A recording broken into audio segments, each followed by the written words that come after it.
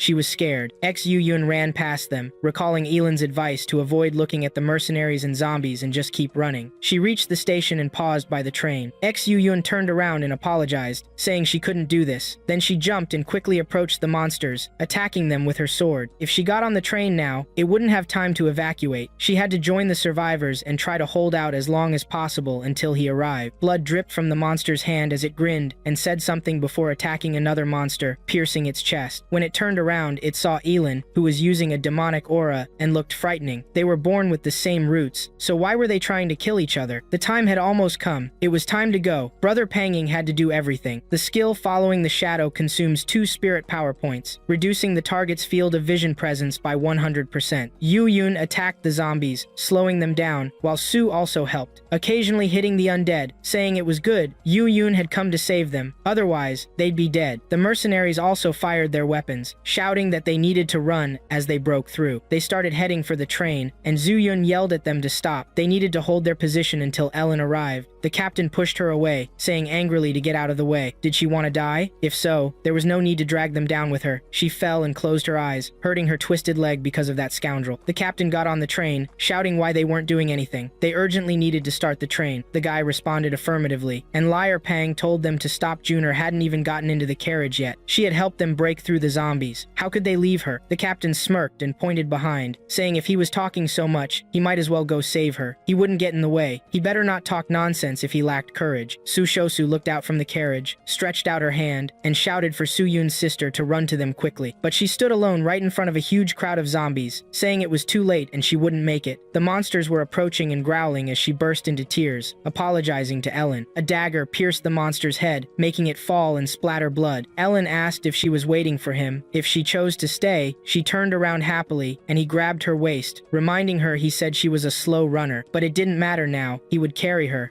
Yu-Yun blushed, thinking he did come to save her after all, being so caring. But when he picked her up in a strange position, she was surprised. Su Xiao noticed them and held the doors open, shouting for Su Yun's sister to hurry. They jumped into the carriage, just as a crowd of roaring zombies was at their backs. The train quickly took off, and the protagonist caught his breath, saying it was good he had the speed skill. Su Yun yelled, asking what he was doing. It was so embarrassing, and she wanted him to let her go. Yi Lin gently set her on the seat, and she thanked him. When he reached for her leg, she asked what he was doing, blushing and embarrassed, wondering if he really had such quirks. Well, okay. He saved her twice, so let him do it if he wanted. He handed her a vial, telling her to apply demon fat, which surprised her. The item rank was rare, with the effect being widening, and the description read, 2/22/48 is a signature product from Ghost Mountain. Apply it to your skin, and it will make it smooth and bright. Additionally, it will quickly restore physical damage. Number of uses, 19 out of 20. He began rubbing the cream, and Zhu Yun remarked that it was too cold, but then she noticed she was feeling better. Her ankle no longer hurt. She became even more embarrassed, asking him to stop because she was ticklish. She thought, why was such an experienced one doing this? Suddenly, they were startled as a massive monster paw burst through the ceiling. One of the zombies looked at them and growled menacingly. Yi Lin thought, did it catch up to them and climb up there? When the zombie jumped down, the mercenaries ran up, and the captain shouted, this is bad. What kind of scarecrow are we dealing with? We need to open fire and shoot faster. The guy replied, yes. Zhu Yuner shouted at them not to shoot. Killing him would just attract more of his relatives. But the captain pressed a gun against her forehead and asked what she suggested they do. Should she let him bleed out and toss him from the carriage to distract him? If she kept talking so much, she'd get an up-close look at his gun. Suddenly, his face twisted in surprise as he promptly slashed his own throat in one quick motion and admitted the captain was right, shouldn't have talked so much. The men aimed their guns at him, yelling that the captain was a bastard for killing their leader, promising to fill him with bullets. Yi Lin crouched down, putting her knife away, and asked if he was scared or if he wanted to run. He would never escape their bullets, but he just smirked. They turned in fear, realizing he did not want to flee. In the next moment, the monster plunged its incredibly long tongue into their stomachs, spilling blood everywhere. Sua screamed in terror. They were doomed, with nowhere to run. She begged the monster to stay away from her, terrified. Zuna stated that they would have nowhere to escape if creatures like him attacked. Their only option was to kill him. The protagonist mentioned that it wasn't worth it. Items and equipment were ranked from low to high. Primitive, common, uncommon, rare, epic, and legendary. Special types were unranked. The ancient sword in her hand was likely an epic weapon, capable of cutting through almost anything, right? Juna blushed, and was taken by surprise as he wrapped his arms around her waist. What was he thinking at a time like this? She replied, yes, wondering why he suddenly asked that. He began to spin her around, her dagger scraping against the walls and floor. When they finally stopped, Zhu Yuna felt dizzy. Aelin said they needed to detach the carriage, and the walls twisted, releasing a cloud of dust. The monster was left alone, roaring at them, then extending its tongue towards them. Aelin warned them to be careful. He was using psionic power. The monster's tongue clashed against the barrier Ellen created. Their part of the train shot forward, leaving the rest behind. He thought that although the temporary stat points from the Phantom Mist Mountain were gone, he still managed to master the psionic power. Without a high psychic stat, wielding such force would be impossible, but he could still use a smaller version of it. Liar Pang asked what brother just did. It was like an invisible wall had appeared, blocking the zombie tongue. This is so cool, can you teach it to me? Suna admired him, always calm under pressure. Ellen wondered what kind of person he was. The train finally stopped. Seemed like they could escape soon. Su-U mentioned they should get out of this horrible place, picking up Sun in his arms as they all ran. She asked if the mission would end when they escaped. He responded that was true, but it was merely the first mission. After this, there would be no turning back. She was surprised and asked him to clarify. Su Xiao and Liar Pang were also scared as scientists with guns confronted them, shouting for everyone to raise their hands or they'd shoot. Su Shosu and Liar Pang complied, with Liar Pang explaining that the girl in Ellen's arms had twisted her ankle and they shouldn't shoot just because he couldn't raise his hands. One of the men ordered them to quickly grab the test subjects and dispose of them. The scientist began to run towards them. The protagonist instructed the others to follow him for the original sample of the C virus. Xiun asked what their plan was. He replied that she heard everything. They were experimental subjects for the scientists. If captured, they would continue their insane experiments, treating them like animals. Suddenly, the men halted, questioning a sound coming from nearby. The protagonist assured them it was nothing, but some of the others were not human. The scientists looked up, hearing monster growls. They shouted about a man running toward them. Penning raced up the stairs, weapons drawn, ordering him to stop and raise his hands immediately, or they would shoot. A massive horde of monsters kicked up dust behind Penning as he sang a song. The Arbiter of Destinies, he will break into the world at will. And the Arbiter of Destinies, he has no need to look back. He yelled for the soldiers to follow the king, daring anyone to claim his zombie husbands couldn't seize the mountains and rivers. The monsters began to devour people, growling, and the scientists screamed in agony. Penning passed them a flask, stating he did as Ellen instructed, then resumed running, insisting it was time to flee, telling them to chase him if they wanted the sample. The original sample of the C virus was obtained. Zuna wondered if he could command the zombies, but Elin noted that Pang Jingyi had merely lured them out. They all fled, with Liar Pang shouting that Penning's brother was a real demilordy, hadn't died, and had even saved them. The first story mission, Escape from the Underground Research Institute, completed. Reward, +1 random reward when calculating the score. Liar Pang asked why it was labeled first if she completed it. There would be a second task, confirmed the system. The second story task, the hunt has begun. They were urged to do their best to complete the kill list. The scene was the city of Bay. Outside this area, the city would be destroyed. The kill list was activated. This was a group task. When the score in the kill list reached 100%, the surviving apostles in Ben Hai could complete the task. The score would depend on their rankings in the kill list. Kill list. Kill points in Bay at 0 out of 1 million. million, 0%. Ellen, 0%. The same for everyone else. Smart hunters often appeared as prey. They were encouraged to enjoy the killing. Ellen asked Junior to wait for him. She questioned what his plan was. Didn't they want to escape amidst the noise? Ellen asked why they shouldn't start killing in the chaos. They used humans for experiments, and he wouldn't let them go easily. If anyone gave him trouble, they wouldn't survive. He dashed toward the monsters and scientists with a dagger, thinking this was a good reason to rack up kill points. He swung the dagger, slashing through everyone, monsters and scientists alike. Blood splattered everywhere. He killed a mercenary in chemical protection, plus 10 kill points, plus 1 chaos point. He eliminated a normal zombie, plus 20 kill points, plus 2 chaos points. Then he killed another mercenary, followed by another zombie. Ellen thought in surprise, was it possible to gain chaos points for killing people? Apostle 1, 0 killed a mercenary in chemical protection and a normal zombie. Total 10, 11 points. Kill list kill points in BI high, 1, 10 out of 1 million, 0.1, 1%. Only Ellen did the killing. Liar Pang exclaimed, "Wow, he's wild," while Sushusu commented, "He's scary." Zuna said, "Of course, kill points are obtained by killing, but Ellen had killed so many and got so few. How many were left to kill?" The protagonist thought the tower had increased the difficulty again. This time, the reward was less than 1/10 of what he had in his previous life. Looks like he'd have to come up with something else. He walked up to them and asked where Pinji was. They looked at each other, and no one noticed him. Ellen thought, "I see, it's better to do the side quest." Apostle 110 sent him a message. Apostle 110 sent another message about the women's restroom, where they were doing renovations. There was Panjin, who kicked the sign in displeasure since he entered the women's restroom without permission. Because of this, his charisma stat would be -2. He muttered something, and then declared that he was justice. A zombie immediately attacked him, stretching out its arms to strike. The roaring did not stop in the building. It was loud on the other side. Everyone was running away from a large crowd of monsters. Sushu said she could not believe an heron could run so fast. He asked, "Is this the time to worry about such things? More importantly, where did all these zombies come from? They filled the whole city." The protagonist shouted that there was a side mission point ahead. They stopped in the middle of a wide street lined with large buildings. "This is Hard Moon Road 98 Kindergarten. The side mission rescue target is in the school." They climbed over the fence just as zombies almost caught them. Sushosu said, "It's dangerous." She was so scared, thinking she wouldn't escape. Suyuner blushed and told Ellen he could let her go now. Her leg was much better. He put her down and walked ahead, telling them to stay calm and alert. The school was eerily quiet. He couldn't accept the side mission in his past life, so he didn't know what would happen next. They walked along a wide corridor. Liar Pang said if the lights were on, then they should be there, but why hadn't they met anyone? There were sounds coming from a classroom. Ellen seemed to indicate that the mission target was somewhere over there. He approached the glass, and a zombie child appeared behind the door. Liar Pang was terrified, falling to the ground and screaming, "Nightmare! What kind of horror is going on here?" A whole crowd of scary children appeared behind the glass, growling constantly. The man called out to them. The children turned around. "What are they doing? They're late! Do they even know what kind of damage his Red Company has suffered?" A researcher at the Red Biological Company, Dr. Jack, was surprised and thought to himself. He turned around and told them not to go there. He was going to pick up something now, and then they would go to the safe zone. Yuner asked, "Is he the one who needs to be saved?" For some reason, he looked annoyed for a second and then changed. The protagonist thought this was unusual. Demons were definitely involved. Besides, he looked just like the doctor from his dream. The tower couldn't have arranged such a coincidence, right? He turned around when he heard a child calling for his dad. He followed the sound. Yuner asked where he was going. Didn't the rescue target tell them to stay put? Ellen walked to the door. The voice came from that room. When he opened the door, he saw a half-zombie girl tied to a chair, calling for her dad. Jack put a gun to the back of his head and warned him not to go anywhere. "Why are you so disobedient? They are smug fools, thinking they could deceive him. They're not even their company's mercenaries." He screamed like a maniac. Ellen probably didn't know that he was the one using them for experiments, putting them in the Anil Research Institute's infectious solution. Jack started laughing loudly. Ellen wondered if he analyzed them so quickly just by looking at their clothes. What was more unexpected was that the side mission was to save the person being experimented on, the tower and its stupid task. This was completely shameless. The doctor conducted countless experiments on adults in the Anil, but unfortunately, all turned into unconscious walking dead. The lack of consciousness meant that they weren't subject to orders. Such test subjects were of no use. He needed a biochemical weapon that could accurately carry out tasks, so he decided to use teenagers as test subjects. But all the experiments failed until the last child, his daughter. After injecting her with the C virus, she managed to maintain consciousness remotely. She still called him dad. It should be an honor for him to see his great masterpiece before he died. He held a button in his hand and told him to make his daughter a dessert for his greatest masterpiece. By the way, she had already bitten Jack earlier, which was very painful for him. He pressed the button, and after a beep, the shackles opened, and the girl growled loudly. then ran at Ellen. A dark aura surrounded him. He activated the shadow. The doctor closed the door behind him, saying, "Now we need to deal with the rest." How troublesome. Then he thought he'd have to get to the safe zone alone. It took him so much effort to bring out such a test subject, and he couldn't even take her with him. Luckily, he had prepared plenty of Type 1 antidote reagents in advance, just in case. They should last a long time. While there is time, he would need to introduce a more highly concentrated Type 2 antidote reagent. Suddenly, Yi Lin appeared behind him, telling the doctor not to worry. He would stay there. Jack was surprised and thought, when did he have time? He raised his hands, worried, asking not to kill him. He could tell where the safe zone was. Ellen ordered him to speak. The doctor revealed, "This is the Jade Horse Public Park. Not only the main forces of the Red Company are there, but also the evacuation helicopter." After that, Yi Lin swung his blade wide and cut his throat. The doctor fell, a pool of blood forming beneath him. Ellen said he hadn't promised to let him go. He took the suitcase. The system reported that he obtained an experimental reagent, Type 1 antidote. The others were still standing in the corridor. Liar said that the doctor had left a long time ago. Why hadn't he come back? Sushi also said excitedly, "Did something happen?" XU Yuner felt sad. She thought Ellen had also left a long time ago, but then they saw him in the corridor and called out to him. When he came, Liar Pang asked, "Where is that doctor?" The protagonist replied, "He's dead." Liar Pang asked in shock, "Is he dead?" The protagonist calmly replied, "I was the one who killed him." The whole team moved back, asking suspiciously, "Is he a demon?" They were supposed to complete the mission and save the target, and he killed him. Sue told Thiang that Ellen was a scary guy, and she didn't want to go with him anymore. At that moment, many zombies tried to break through the fence. Growling and scraping metal could be heard. Sua looked at the situation and said the zombies outside wanted to get in, and they needed to get out. Suddenly, one of the zombies pushed the fence apart, and they screamed in horror. The dead had learned to open doors. A huge crowd of angry, growling monsters was immediately headed toward the group of guys. Suddenly, they heard many machine gun shots, and the crowd of zombies began to stop under the onslaught of bullets, making holes in their bodies. Peening shot at them and shouted for them to stand still. He would shoot everyone.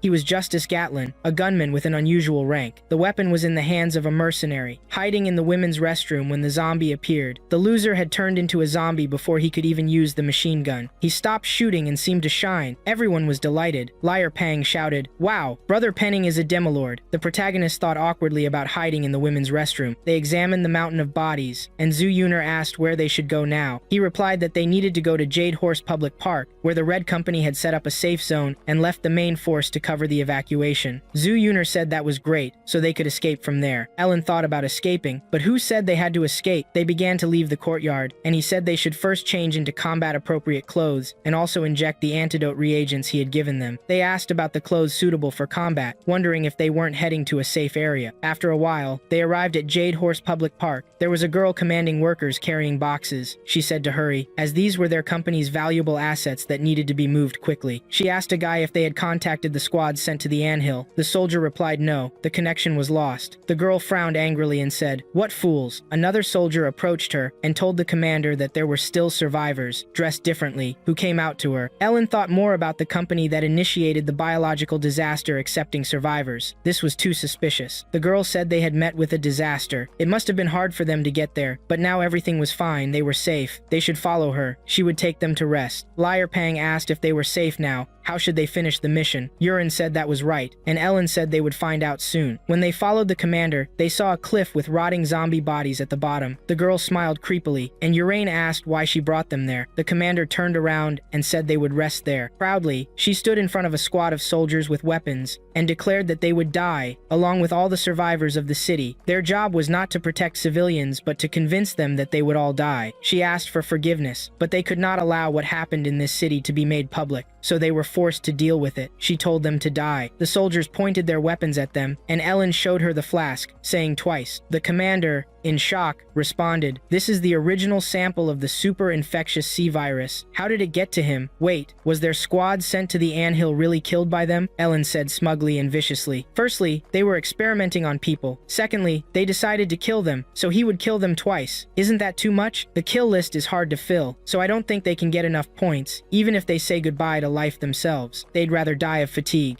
He spread his arms out to the sides, saying that using a virus to turn people into zombies was the easiest and fastest way to get kill points, and all the surviving cities were there. Liar Pang screamed in horror. Relin was a real villain. A normal person would never come up with such a thing. Now it was clear why he told them to inject the antidote a second time, but how did he know turning people into zombies would give kill points? He thought about telling them that he had already passed this world. Juna looked at him with admiration and blushed, thinking that using such a method to kill people and get kill points was so elegant, the epitome of nobility. The protagonist dropped the flask from his hands, and it fell to the ground. The red employees were scared. She screamed that he was a scoundrel, crazier and more ruthless than them. The flask broke, and he, like a villain, said it was not he who was wrong, but this world. The bloodthirsty disaster skill was activated, drank 2 stars, consuming 50% of health. To activate the skill, he had to pronounce the phrase, "It is not he who is wrong, but this world." The effect: for each life taken, he could choose to absorb 20% of the total characteristics of strength, dexterity, and psyche. Blood Desire could accumulate from 1 to 5 levels, and at the end of the skill, Blood Desire could be used to distribute temporary characteristic points. Duration: 210 seconds. Cooldown: 48 hours. Note: during cooldown, the Apostle is in a state of weakness. Description: death is like the wind accompanying his body. If he is careless, he can die in the process of killing. Steam began to surround the frightened soldiers. They started to scream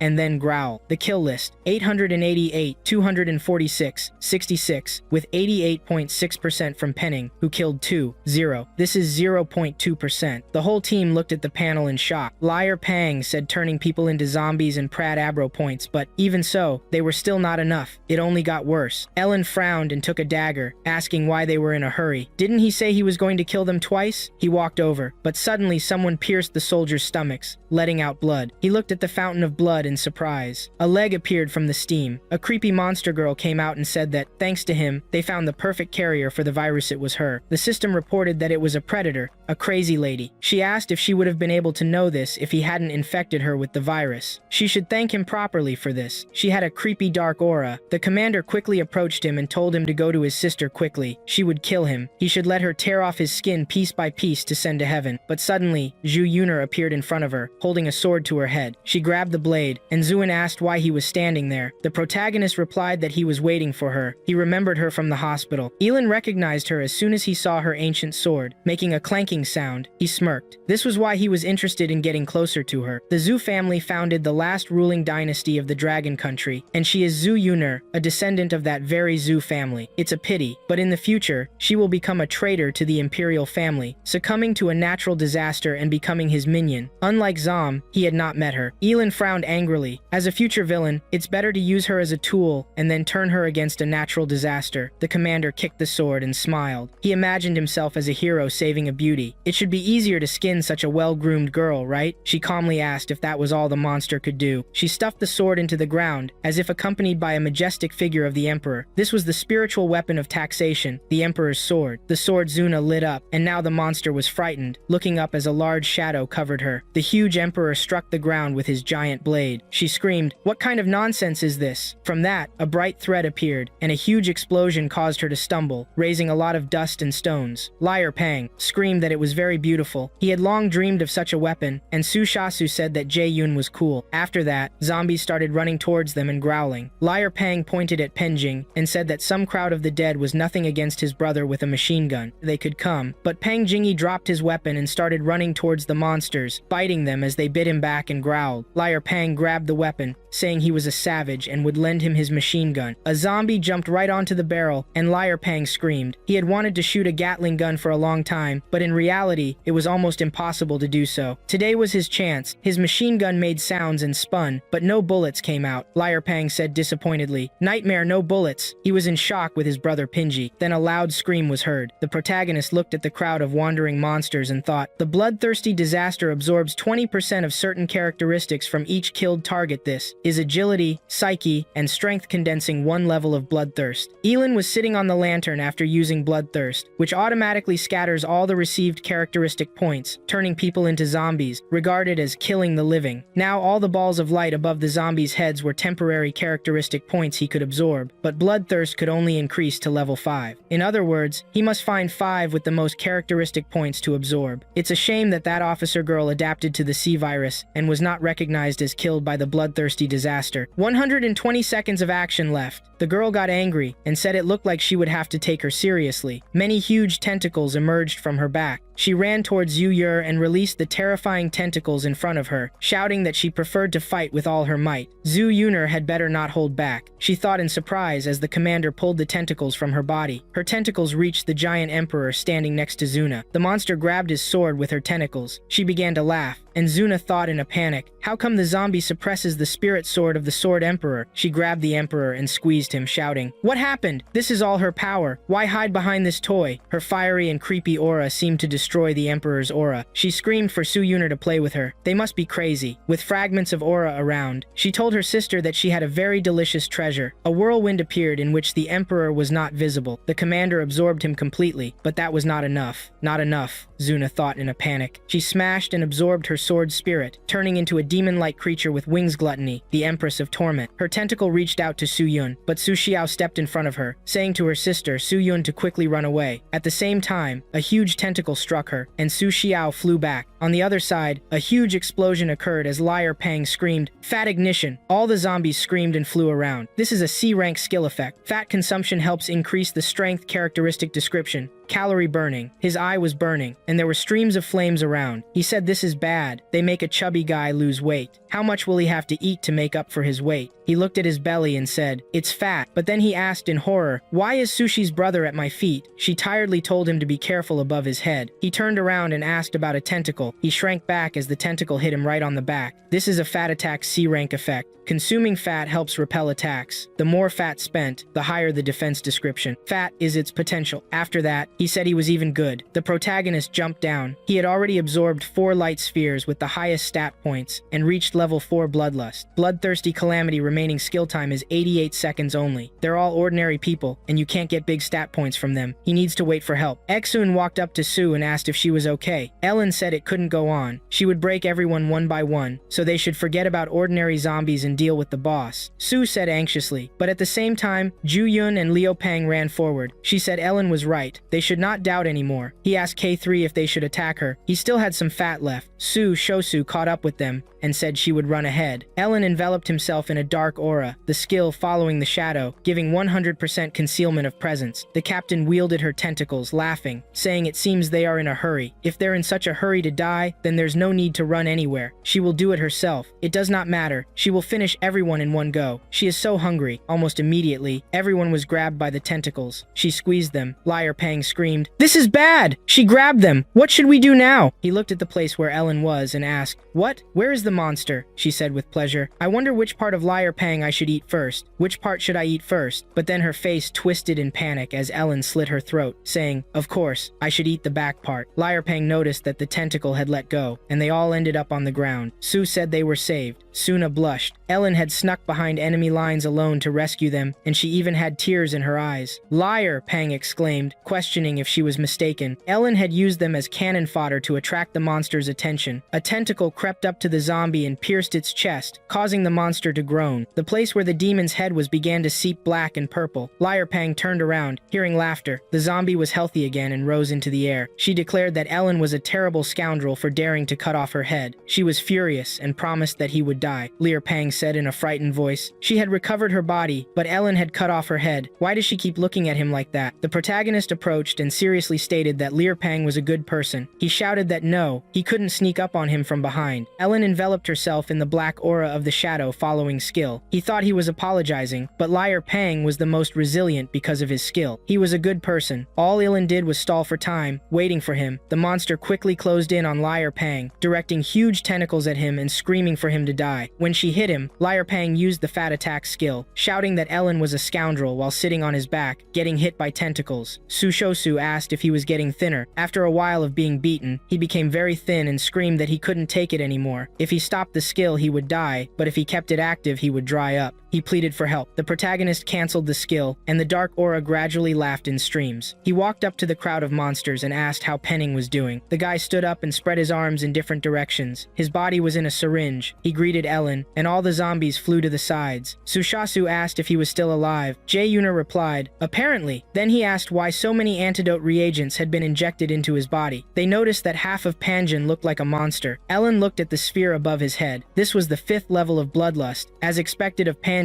he already had 20 attribute points. Bloodlust could only accumulate to level 5. The mobs in that world were too weak, because even activating the bloodthirsty disaster, he got a few stat points from them. There was no need to condense Bloodlust to kill the boss. That's why he saved this technique just in case. Panging was sitting in the ruins and dust after the elevator fell. Ellen did not receive notification of Panjin's death from the tower, so he was sure he was alive. Then, through the communication function, he transmitted where the C-viruses were in the anil and a large number of prepared antidote reagents. The plan was to have him get infected and then turn him into a half-human, half-zombie state with the help of the antidotes. Using it, Ellen could gain numerous stats for the Death Lust level. The mercenaries were infected with his C-virus, and Panjin's bites counted as a kill for Yi Lin. Penning was still biting the zombies when Sushu approached him, asking if he was a demon. He had brought him to this state just to gain the necessary power. She asked if it was necessary to increase strength, or if he wanted them all to die. Su Xiao got angry, clenched her fist, and said he was. But Shu Yun stopped her, saying she was wrong. Penning did not turn into Yi Lin because of Yi Lin's want. He had gone into the crowd of the dead himself, biting zombies. The protagonist carefully injected Panjin with the antidote reagent twice. Otherwise, why would Ellen first heal him and then deliberately try to infect him? Juna looked at the frowning Ellen. Apparently, he had read everything in advance and was trying his best to save them. On the kill list panel, the numbers hadn't changed. Yu Yuner showed it to Su Xiao and said that if they looked at the mission points, their total contribution was 0. They had no right to insult him. Lear Pang screamed in fear for the tentacles to not get close to him. He was already almost exhausted. Yi Lin protected him, grabbing the tentacle, saying that Lear Pang was good, but it was time to change. He cried with joy, finally remembering him. Lear Pang was safe. The monster spread its wings and tentacles, approaching him. She screamed, "He's a fool for still coming. He should come and cut her all over." He replied that it was great. A majestic and overwhelming aura of fire appeared behind him, dark streams of bloodthirsty disaster. The remaining duration was 3 seconds. The protagonist activated Bloodlust. His mental characteristic was 10. A temporary bonus to the characteristic was activated due to the will of the owner. All bonus characteristic points were added to mentality. He took out the white and red card. Compared to the temporary characteristic points from Fog Mountain, these would be too few. Even using them wouldn't let him break through the first level of shackles, but it would be enough. The captain said with disdain that she found it funny. He couldn't do anything else, and what could he do with this card if he wanted? They'd have some fun one last time before his death. But her stomach already hurt from laughing. The card dissolved on Ellen's chest, and he tensed up, saying she would now be in much more pain. Bloodthirsty Immortality remaining skill time was about 1.2 seconds. Now the effect of the possessed spirit activated. She mockingly told him to attack faster. Her stomach already hurt from anticipation. He shouldn't be weak. Instead, he should show what he could do, show everything he could. He was a fool. The system reported that the possessed spirit had been activated. The possessed spirit card towered over Yi Lin. He didn't activate his skill to deal with the monster, but to accumulate enough attribute points. This way, he would withstand the side effects of using the possessed spirit card. The captain's face twisted as her abdomen was pierced by the demon's hair, and Ellen began to cough up blood. The system warned that this was an incorrect way to use the spirit card, and the owner would suffer mental trauma. The possessed spirit card would soon enter a berserk state of bloodthirsty calamity. The remaining skill duration was 0.1 seconds. The timing was right, so Ellen was able to withstand the side effects of spirit possession. He fell into Juna's arms. She screamed if he was crazy. The spirit content card was used on weapons because the possessed spirit couldn't exist in a human body. He replied that ordinary weapons couldn't handle the power of the possessed spirit from his card, and an ordinary spirit couldn't withstand this zombie. Right, Zuna thought. Was he talking about her sword spirit? It's true, not only was her sword spirit unable to resist her, but it was also absorbed, becoming her power. He deliberately put the possessed spirit into a state of rage to deal with her. Lear Pang thought anxiously. He didn't have a card with a possessed spirit, but he had still heard about it. The possessed spirit card was essentially like a ghost. Would a normal person allow it to possess their body? He wasn't just a crazy wolf. He was a devil willing to do anything to win. There was no point in provoking him. The captain grabbed Mongo's hair and angrily asked asked if they thought it would end there. Her tentacles spread throughout the area and pierced many zombies. Sushu said this is bad. She's sucking in corpses again to heal the wounds. The monster screamed. She is stupid, thinking she's the only one who can penetrate other people's bodies. A cool ability,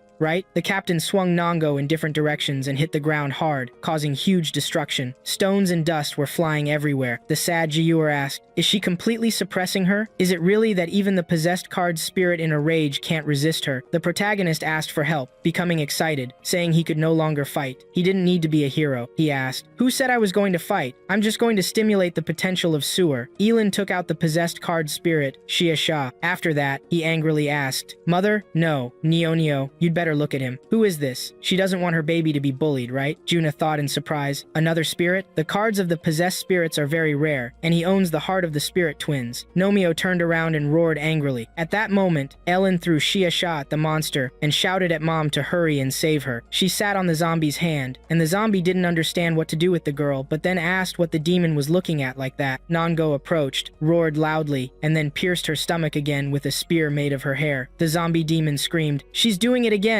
Can't she think at all? Her technique doesn't work on the monster. She squeezed Shout Sha in one hand and grabbed her hair again with the other hand, continuing to kill the rest of the zombies. The monster said, as long as she can absorb them, she is immortal. The demon is so worried about this girl, then she will crush her. Ellen said maliciously that he congratulated the captain as she stepped on a mine and exploded with uncontrollable anger. Nango was surrounded by a bloody aura. She was angry, her hair wriggling like fire. The protagonist said, I have a question. Does the monster have more tentacles than her hair? The captain can absorb as many as he wants, but so far, the damage done to Nango exceeds the monster's recovery speed. He thought of an immortal body. The last one who said so was left as nothing but ash. The hair became much more, several locks of hair piercing the zombie's body at once, destroying her armor. Body parts were crippled. She felt pain. The captain screamed, no, this is impossible. How can this be? Bongio continued to attack. The monster was pierced by an incredible number of paired daggers, destroying her body. The system reported, Glooty, the Queen of Thorns, was defeated by Apostle 1, 200, 0 kill points were credited. Now the kill score is full. The master has completed the second task. He said, it's full already? This is frustrating. He had a plan to get more points, but it's useless now. Ellen miscalculated, making useless preparations. He thought he didn't kill this monster in his previous life, so this amount of kill points was a surprise. Lepang said in surprise that it was time for him to stop. How should we live now? Su Xiao said she felt mentally not up to it. Yuna said anxiously, Ellen, and Sushu asked, what's going on? Liar Pang said she should be happy and wait for the tower to send them back. Juna asked if she had completely forgotten about them. She was talking about the angry mother and daughter who were looking at them with a creepy expression. Then Nango ran toward him in rage, attacking and luring, and her daughter was catching up with her, but Ellen said to return. He took out a card with a blank landscape and repeated, return. The two demons were surprised, and their bodies turned into bloody energy that flowed into the card. When Ellen repeated, return, Zhu Yuner watched as the bright aura disappeared. The system reported that the twin spirit card, red and white, was successfully returned. Everyone was shocked. Learpang shouted, wow, what kind of trick is this? He said return 3 times, and both girls immediately returned to the card. Zhu Yuner didn't even know that the spirits of the possessed spirit card could be returned. The system reported that due to the improper use of the possessed spirit card, red and white, by the owner of Apostle 1, the twin spirits fell into a state of rage. This possessed spirit card can no longer be used until the state of rage subsides. The card from the image was also evil. Before using the possessed spirits again, the owner of the card must enter her inner world to calm the spirits of the twins. On the back of the card, it's written, it is possible to summon a certain possessed spirit of the card. To return it, one must say return 3 times. There are 2 uses left. The protagonist said she didn't know this because she never turned the card over, but then Zhu Yuner said, what? Her possessed spirit card had a one-time use? The protagonist thought Zhu Yuner is the future traitor of the family and one of the 8 shadows, the minions of the natural disaster. By following her, he can learn a lot more about the traitor hiding in the future human camps. Xu Yuner at this time felt embarrassed and blushed, thinking, why is he looking at me so closely? Could it be that? Then she said enthusiastically exactly where Ellen lives. They might meet after returning, but her face became awkward and uncomprehending when he said that his house exploded. The system began to distribute grades for passing. The grade for passing is SSS. At this time, the world of the test began to collapse. The system increased his level. Now he is congratulated on reaching the 12th floor of the Death Tower. Forum and exchange functions are unlocked as a reward. All characteristics are increased by 1.5. 5. Distribution occurs in accordance with the achievements of Apostle 1. Strength plus 0.7, Dexterity and Psyche plus 0.5, Will plus 0.1, Luck minus 0.3, and Charisma is not negative. Calculation of received death points. Difficulty bonus 40%, Rating bonus 50%, Received death points 1,900. A random reward is extracted. The item agent antidote 3 pieces received, special status cards bullet deflection 3 pieces, and dynamic vision 3 pieces received. Because Apostle 1 used the world's only experimental reagent type 2 antidote without introducing any other reagents, he successfully adapted to the CA virus, changing the genes in his body, successfully transforming it, and strengthening his body. He obtained the bloodthirsty factor. It's defective. Apostle 1 was found to have minor damage. Spend death points to restore the body? Yes or no? Ellen was floating in a complete void. Charisma plus 0. This only adds to the feeling of loneliness. Or is it the problem that the tower thought his charisma hadn't changed much, and this in itself is a plus? He pressed yes. After thinking, the charisma value hasn't changed because he changed. Junior spent 10 death points. Recovery is in progress. Ellen's entire body glowed with warm currents. Recovery is complete, and he is being sent back. When he flew through the portal, he saw a window where a fire was blazing. He jumped down with a ray of light in his apartment amidst the fire. He noticed Chayi's electronic eye and was surprised. It gave him 40 chaos points. He thought in shock, how many points? But he returned to the real world, so he got these points for killing Shii. So whether he is in the real world or the inner world, when he kills people, he can get chaos points. On the street, Emoli sat and cried, calling him her heart, saying she was sad about his death. But why were there strangers? They met for the first time. That's right, they didn't even know each other. So this fool sacrificed himself to protect her. She began to scream through tears that he was stupid, abnormal, but she was very surprised when he appeared behind her and said, "It's night now. Isn't she afraid of disturbing people?" Emoli turned around and screamed, "Is he okay?" The protagonist responded, "Of course." Then she rushed over, touching his shoulders and asking if he was hurt anywhere. Ellen blushed and admitted that he had killed someone before. He hadn't thought that the enemy would reach his house so quickly, and now he needed her help. She swung her leg again to hit him and shouted, "Didn't your mother tell you not to tease the girl that cares about you?" He grabbed her ankle, asking if she was worried about him. She put her foot down, insisting he misunderstood her. "By the way, you just said you killed someone. Why did you do that?" Yi Lin replied that it was because someone else would have died. Then he thought he had killed Xiao Yang, so Ellen should be fine now. Emoli stepped closer, asking if that someone was her. The protagonist asked how she figured that out. Andoli replied that she saw sadness in his eyes. Yi Lin pondered how worried she was about him, and Moi wondered what kind of relationship they had in the future. But Yi Lin suggested they leave first. They both looked at the huge fire, and she asked if he wasn't worried about the consequences. Wouldn't the Joint Inspection Department bother him if he left like that? He replied that Shii was controlling the fire's spread when the explosion took place, so the neighbors should be safe. He saved them from the flames. As for the Joint Inspection Department, she didn't have to worry. The Shah family would help handle it. After all, they were the ones who sent the killer. The Shah family would do everything possible to cover up the incident. For instance, they would compensate the residents for their losses and deal with the Joint Inspection Department. Emoli asked if the Shah family was the one controlling the Hyang Medical Device Company in Xiching City. So the person who was killed was from the Shah family? The protagonist remembered how he had slashed his throat and confirmed it. Yes, he had killed the only son of the head of the Shah family. Emoli was horrified. He killed the only heir, and now someone has to clean up all the mess he left behind? Is he the devil? She thought. Why bother with him? He's the villain, right? I was just deceived. Ellen turned around and said, "Why are you standing there? We need to go rent a room at the inn." She was fuming. Soon, they arrived at the Big Lee Hotel. Andali was sitting on the bed, asking Ellen what he wanted. He smirked, saying he was going to do something now. He thought, being a genius, she always had a strong curiosity for him. Aylin was a rare research subject. He knew her very well, and she would do absolutely anything he asked to study him. The protagonist moved closer, and Emoli cried out in embarrassment. "He can't come closer or I'll get mad." She couldn't help but fall onto the bed as Ellen hovered over her. He wanted her to do 3 things. First, as they agreed, she would make a star steel blade for him. Second, he wanted her to find out where the head of the Shah family was now. Surprise crossed her face, asking, "What?" Then he added, "Third, Emoli will help me find a guy named Panging. He must be a patient in a mental hospital, and she will find a way to erase the traces of his stay there and get him out." Emoli asked if that was all. He smirked and asked what she meant. Was she waiting for something else? Emoli attempted to kick him, but he quickly jumped back. She screamed for him to die. Andoli thought he dodged again and he was getting faster. This was the ancient art of dragon strides, but such speed was unlikely to be achieved achieved with dragon strides. She said she would fulfill the first 2 requests. But why would he need a man? He told her to just do it. With her abilities, it shouldn't be a problem, right? He would pay whatever she said. Then he opened the door, saying she could come back. But Amelie, displeased, asked who he thought she was. Did he think she would just leave and come back at his word? Then Yi Lin said it was too late. If she left, he'd treat her as if she had invited him in. Amelie stormed out, thinking he was utterly shameless. After leaving, he thought that the quest tower had removed his state of weakness after using the bloodthirsty disaster. Now, he should prepare a weapon for the possessed spirit. He pulled out a card with angry demons and entered the card's world. He found himself in a dark space filled with bright streams of magic, then fell on the bank of a beautiful river. The protagonist thought that the spirit's violent state was related to the inner demon. The spirit wouldn't calm down until it got rid of this inner demon. Even if he gave the possessed spirit of the card a weapon, it might become angry and turn against its owner. Once he rid the spirit of its inner demon, he could form a close connection with it, avoiding the risk of being devoured. He went to the river and found Nongo. She told Mr. B that when she and her father first came to him, there were many demons in the mountains. She had a big responsibility to exterminate them, so she couldn't enter into a marriage contract with him. Not only did he forgive her for this, considering this, but he also offered Xia to become their adopted daughter so they could form a complete family. Now that the demons in the mountains were eradicated, she could finally put on a wedding dress and become his wife. Then she asked excitedly, "By the way, if we're talking about this, where is Xia?" Xia turned to her with a fuzzy face, saying today was an important day for them. They could go to the lake to collect lotus seeds and then come back to make candied lotus seeds for Xia. Nongo happily agreed, saying that was a great idea. She ran to the lake, telling him to hurry, otherwise she would collect everything and he would get nothing. BA grabbed her by the shoulder, asking if she wasn't looking for Xia, who was at the bottom of the lake, so now she could go after her. Then he pushed her, and Yongyi fell into the lake, making a splash. Ba laughed, saying he warned her not to provoke the mountain demons, but she didn't listen. Besides, she talked about her mission as a demon hunter, but did she know the food source in their village was the mountain demons? It had always been like this. Demons eat people, and people eat demons. There was a fierce evil spirit in the lake, and now was the best time to spawn new demons. She would create a new food source for their village together with Xia. He left the lake with lotuses, but only old Nizio was left. He would have to think of another way. First, he needed to deceive him and make up another reason for their death, then find a way to turn him into a demon. He would restore order to their family. At the same time, his neck was cut by a blade. Yi Lin asked with a creepy smile, "If you want to restore order to the family, why did you forget about yourself?" He was standing over Ba's body when the girl asked if the master wasn't there to get rid of Nong Shio's inner demon. What would he gain by killing the illusion of her inner demon? He turned around and saw a beautiful girl in armor, then asked if she was the natural disaster of submission. Didn't he kill her? She replied she had come to take revenge on him. She sat on him, saying that as far as she remembered, he was in a similar position when he killed her, but now it was her turn. He raised himself and asked if she should accompany him in surrendering to passion. She was just a module of natural disaster, the girl asked in surprise. How did you know? When he realized this, Ellen pushed her away and said she called him master, so the only thing it could be was the disaster module he got after defeating the disaster. He didn't think she would take on a human form. The girl said sadly that she was disappointed. She wanted to use the appearance of the previous mistress to scare him. The protagonist pushed her away again, telling her to move aside because he was busy and she was in the way. The girl gasped in surprise and then fell to the ground in a dramatic pose, asking if he was serious. Was he really going to do this with another? What a pervert. But then she asked, shouldn't Master get rid of Nong Shio's inner demon? The evil spirit in the lake was quite strong. If he didn't do anything, she would turn into a demon. Was he just going to let her inner demon keep growing? Ellen turned around, displeased, and asked if she meant he should jump into the lake himself and become an evil spirit while trying to save her. Besides, she was already a ghost. Wasn't that right? The girl said discontentedly. Men. But Ellen replied that she was just a module and shouldn't complain about them. They had arrived at the ghost village. The girl said that according to Nong Shio's memory, her inner demon had spread its influence over the entire village while she was alive. Her inner demon was very powerful. She laughed, seeming like the owner was about to faint from fear. But then Ellen immediately slit the throat of one of the villagers, causing the rest to scream that he was a murderer. The frightened villagers asked what horror this was, why it was happening to them, who he was, and why he was killing people. The protagonist told them to shut up. After that, he swung his blade and killed 3 people at once. The gleeful natural disaster blushed apparently. Her current master and past mistress were very similar. Ellen replied that her past mistress was a villain, a natural disaster of subordination who wanted to destroy the world. He was not like that. These villagers were just an illusion created by Nong's inner world. He may not be a villain, but he was definitely not a saint. She bit her nail, contentedly, and asked if that meant he didn't have to kill them. He said he was different from her previous master. Yi Lin replied that it didn't matter whether the villagers were involved in young Shunk's murder or not. None of them were good people. They were all afraid of being eaten by demons, so they asked the demon hunter Neonio to kill them, but then they were afraid that she would kill all the demons, and they'd be left without food. The natural disaster asked why he was so sure. He asked why Nong Shunk's inner world affected all the villagers of the Shadow Puppet Village. This was the world of the inner demon. Everyone else, except those who invaded, was her inner demon. He jumped and killed 2 villagers at once with one wide swing. Blood splattered everywhere. The villagers were the objects of her revenge, her inner demons. He killed the boys and old people, their blood splattering as their necks were cut. The girl thought in bewilderment that instead of waiting for redemption, it would be easier to kill all the enemies one by one. After all, he was not a villain, only a real villain could figure this out. A man's lip can deceive even a demon at night. The creepy Neonio appeared in the sky with a red moon, screaming for them to die. They all must die. None of those who deceived her would be left alive. The protagonist sat on a mountain of dead bodies and asked if she had arrived. Yeth had already taken care of them for her, so she could rest assured he hadn't missed anyone. The natural disaster frowned and thought about where such a feeling of love for her came from. This was bad. Deadly poison looked sweet. Hearing this, Nong was shocked, and Ellen asked what was wrong with her. She replied that Ellen was stupid. She was in the throes of a revenge madness, but Yahongseo could do nothing now since all the objects of her revenge had been killed. Who would have expected such a situation? No matter how he looked at it, it was not easy to come to terms with. Ellen looked at the angry and gloomy Nongo and asked if her inner demon had been destroyed. She staggered tiredly and told her husband to keep quiet. Ellen said if she recognized him, then everything was fine. He thought that if nothing worked, he'd have to launch the shackles of disaster, but there seemed to be no need for that. Nongo walked over, saying happily that her husband had saved her from trouble twice, but she could not repay him in any way. Now all that was left of her was her spirit body and the lotus seed she had plucked before her death. He thought in surprise. Could spirits carry objects? He had never heard of such a thing. She handed him the seed and said that unfortunately, she had not managed to candify it. The system reported that he had received a lotus seed no rank, an unremarkable seed. The core was particularly bitter and hard to swallow. No one knew what would happen after eating it. The protagonist thought this was great. The seed was clearly special. Unremarkable items were always the most practical. This time, however, there was no explanation of its usefulness. He swallowed the seed. The note that no one knew the consequences of eating it meant that he would only be able to know the full benefit after consuming it himself. A glowing lotus flower appeared in front of him. The system reported that he was now in the secret realm of the lotus flower. The host had successfully merged with the unremarkable lotus seed and opened the secret realm of the lotus flower. Ellen imagined a completely new space that he had never visited before. He only needed to hold on for 3 minutes inside. He would be like her because love is like space. The secret realm of the lotus flower was a floating island born from an unremarkable lotus seed, existing within the host body. The protagonist saw a stone island in the dark space. The host could enter and exit the secret realm of the lotus flower with consciousness to do things like planting, mining, and space exploration. The host could create contracts with different races in each world, bring them to the secret realm of the lotus, and appoint them as the best workers for additional unknown functions. He would have to conduct independent research. Ellen thought that the apostle had spatial storage, which could only store items, but the secret realm of the lotus was a small world under his control. Neonio was his source of treasure. She began to call him husband. Was he okay? It was all because of her. He shouldn't have given her that lotus seed. He grinned creepily and then closed his eyes. Neonio thought she only had that seed. She couldn't repay her husband with anything else. Not only did he accept her seed to calm her down, but he didn't even care about harming his body and ate it. She grabbed his face and, with excitement and tears, said her darling was too gentle toward her. He shouldn't sacrifice himself for her. She would help him pull out the seed. When she kissed him, he woke up, surprised that the seed was in Yong's mouth. She asked if he felt better. He asked if she knew what was sweeter than candied lotus seed. Ellen thought he was praising her since she was his spirit, hoping she wouldn't rebel against him later. She turned away in embarrassment, and he said that he entrusted her with getting rid of Xia Xiao's inner demon. He thought that her reaction was the most important thing right now. Nongo turned around, fearing she would be useless to him, so she felt she had to help him somehow. Besides, he was worried about Xia Xia, and she would follow him until her spirit faded and her fate collapsed. She knelt before him and agreed to do it. From that moment on, she thought she would dedicate her life to him. The disgruntled natural disaster said in bewilderment, "Seriously? Didn't he let the inner demon consume her and drive her into a rage, and now she was thanking him for it. On top of that, he didn't even bother to fight the inner demon of the spirit one-on-one. This demonist had become the master's best worker. Her master was definitely a villain among villains. He had shown up at the Lucci Hotel shrouded in darkness. Now, he just had to wait for Amoli. He now had 640 spiritual power. The natural disaster module was slightly damaged, but restored to strength 3, agility 4.5, psyche 6.8, will 7.4, luck 3.3, charisma 2.2, chaos points 28.5, and death points 4, 250. He also had 3 skill fragments. The skills he had were following the shadow, maximum feathers of disaster, 3 stars, accelerated running D rank, and bloodthirsty disaster, 2 stars, with a damaged bloodthirstiness factor, a rank. The protagonist examined the system panels and noticed that the natural disaster module was slightly restored. Was it because he replaced the damaged skill in the ball with a new one? Before clicking on the crystal on the panel, he decided to synthesize 3 skill fragments to obtain a new random skill. Large system cubes appeared above his head. This was the restoration of fragments, Assassin's Art, a rank, a skill that greatly ignores the defense of living carbon creatures, had a special effect on defensive skills. The description mentioned legendary demon hunter Nezio, who independently comprehended the technique after surviving the massacre of 10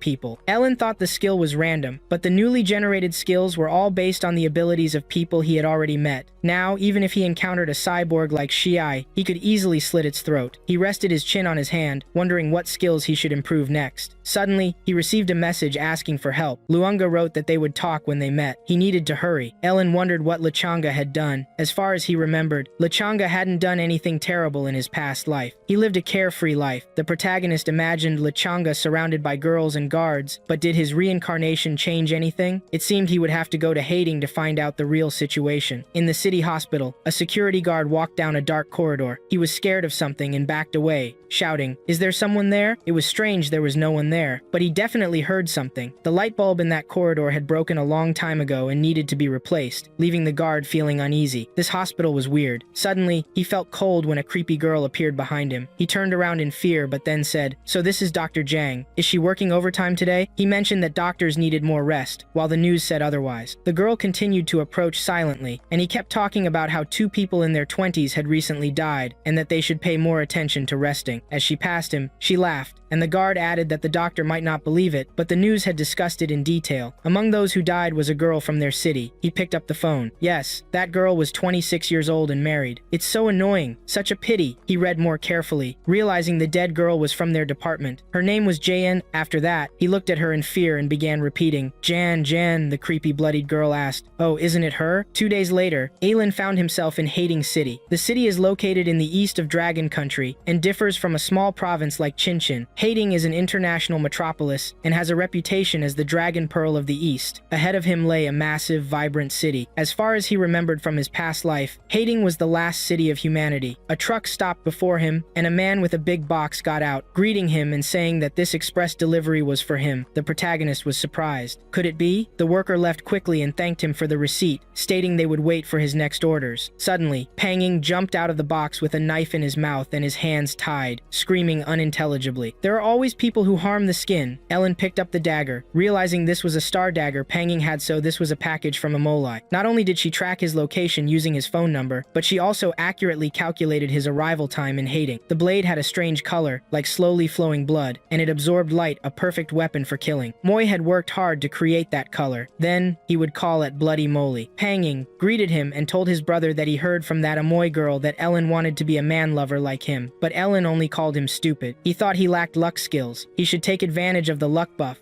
and minimize risks. They were surprised when a girl approached them. Lechunga's agent, Yan Hlu, asked if he was Master Ellen. She apologized, saying Leunga had told her to call him Master Ellen, but he looked so young. They arrived at a huge mansion. The girl announced that Lechunga, the one who invited Master Ellen, had arrived. Yi Lin thanked Sister Elle for helping him, and he mentioned they needed to talk so she could go about her business. The girl agreed, and when he and Panging entered the room, Panging fell to the floor and grasped Yi Lin's legs, pleading for him to save him. Panging spat and said he was a loser. Lechunga pointed at him, shouting, "What is this crazy guy doing? He's not a loser. He confuses enemies with his charm. Does he understand?" Panging replied that others laughed at him for being crazy, and he laughed at others for not understanding. Luunga was a loser. The protagonist told him to explain what had happened. Lechunga stood up and said Ellen might not believe his story, but he felt like he encountered a ghost. His aura became dark and frightening. Panging was scared, and Ellen expressed displeasure, saying Leunga was talking nonsense. Should he turn off the special effects skill first to avoid scaring people? Leunga, with a creepy expression above his head, said, "Okay," he continued, saying it all started 2 nights ago. He felt like something invisible was pressing down on him every night. That day, he had just finished filming in the hating Film City. Sister Lu was supposed to pick him up, but she couldn't because she wasn't feeling well. Film City wasn't far from the villa, so he didn't call a taxi and decided to walk. By the time he returned, it was already dark,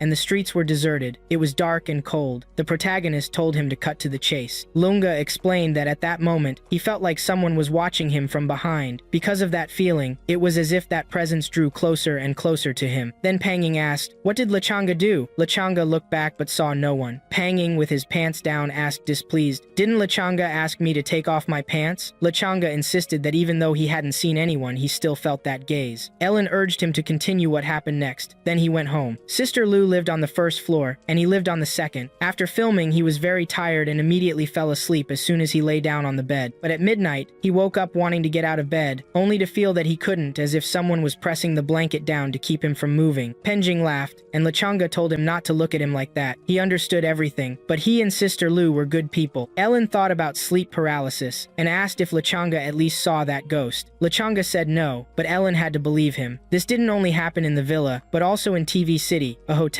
If he was left alone to fall asleep, he immediately felt like something was pressing down on him, and this happened every night. Penjing pointed to his head and said he could stay awake, that was it. But Lechanga screamed he couldn't live like that. If normal people don't sleep, they die. Did he understand that? The protagonist asked Lechanga what he thought that ghost was, woman or man. Lechanga thought it was a woman, and when Ellen asked if he felt any discomfort aside from being crushed, he answered no. Ellen inquired if a debuff appeared on the opposed panel, and if health dropped during the crushing. Lechanga replied no. Then Ellen sighed and said it was clear. The ghost must be female. No health drops, no debuffs. What was he unhappy about? Wasn't he a winner? Lechanga seemed to have nothing to say in response, which made sense. But where had Ellen gotten that villainous grin? It was immediately clear he wouldn't care even if Lechanga completely disappeared from this world. Sister L said another master had arrived, and he claimed he had come to dispel his worries. This master hadn't made an appointment, but she didn't think his consent was necessary since she couldn't see him. Lechanga awkwardly mentioned that he'd previously asked Sister L to find experts in this field, but they were all just using strange tricks. He had to press on. He told Lu that Ellen was Master Ellen, so she wouldn't suspect anything. After all, they weren't allowed to say anything about the apostles. Lechanga told Sister L to let him in. Then a strange old man entered the room. He said his name was Dahai, and he was the only disciple of the 98th generation of Ivory Mountain. He welcomed Lechanga, and the bridge of Lechanga's nose sunk, darkening the area between his eyebrows. It seemed he had disturbed something terrible. Lechanga thought in surprise he'd grasp it so easily. He grabbed Dahai's hands and asked him to help. Money wasn't a problem. Dahai laughed, saying money wasn't that important. Brother Lechanga would give as much as he thought necessary. Lechanga replied, "Of course." Dahai thought, why would he need this word of course? The boy was so naive, just pretending. He looked at Ellen and asked if Lu was talking about them. Is this Master Yi Lin and his assistant? Social morals are getting worse and worse. Even little kids like him are engaged in scams. Lechanga laughed and invited Master Dahai to go check everything in his room since that was where he was being pressured. They went to the second floor to Lechanga's large bedroom. As soon as they entered, Dahai exclaimed about the powerful evil spirit, and Lechanga asked him to look into it. Dahai opened his suitcase with artifacts and took out 2 items, telling Lechanga not to worry. No ghost would escape from him. Suddenly, everyone got scared when black streams filled the room. Ellen thought, there really is something there, and looked at his red and white card. Fortunately, Nong Xiao had freed Xia from her inner demon, so he could summon the possessed spirit again. Dahai pointed his blade at him, telling him not to act like a professional. He'd only make things worse. Displeased, he added that if Yi Lin wanted to play cards, he could do it with his buddy while he rested and watched the master get rid of the dark essence. Dehai thought he could pretend as much as he wanted, then press the button under the device to turn on the indicator light and finish everything. It was better not to interfere. He looked at the item and thought in surprise, this shouldn't be happening. He hadn't pressed the button yet, so why did the item start up by itself? A nightmare? Had he really encountered something dark and otherworldly? His nose started bleeding, even though Dehai claimed he was the only disciple of the 998th generation of Ivory Mountain. All the most useful things passed down over those 98 generations had long been lost. He entered the spiritual circle with 10% of the traditions, 10% of acting, and 80% of self-studying online. He was done. Penjing asked with a smirk how Dehai could be so afraid after so many years and whether he at least didn't eat his runny nose. Lechanga,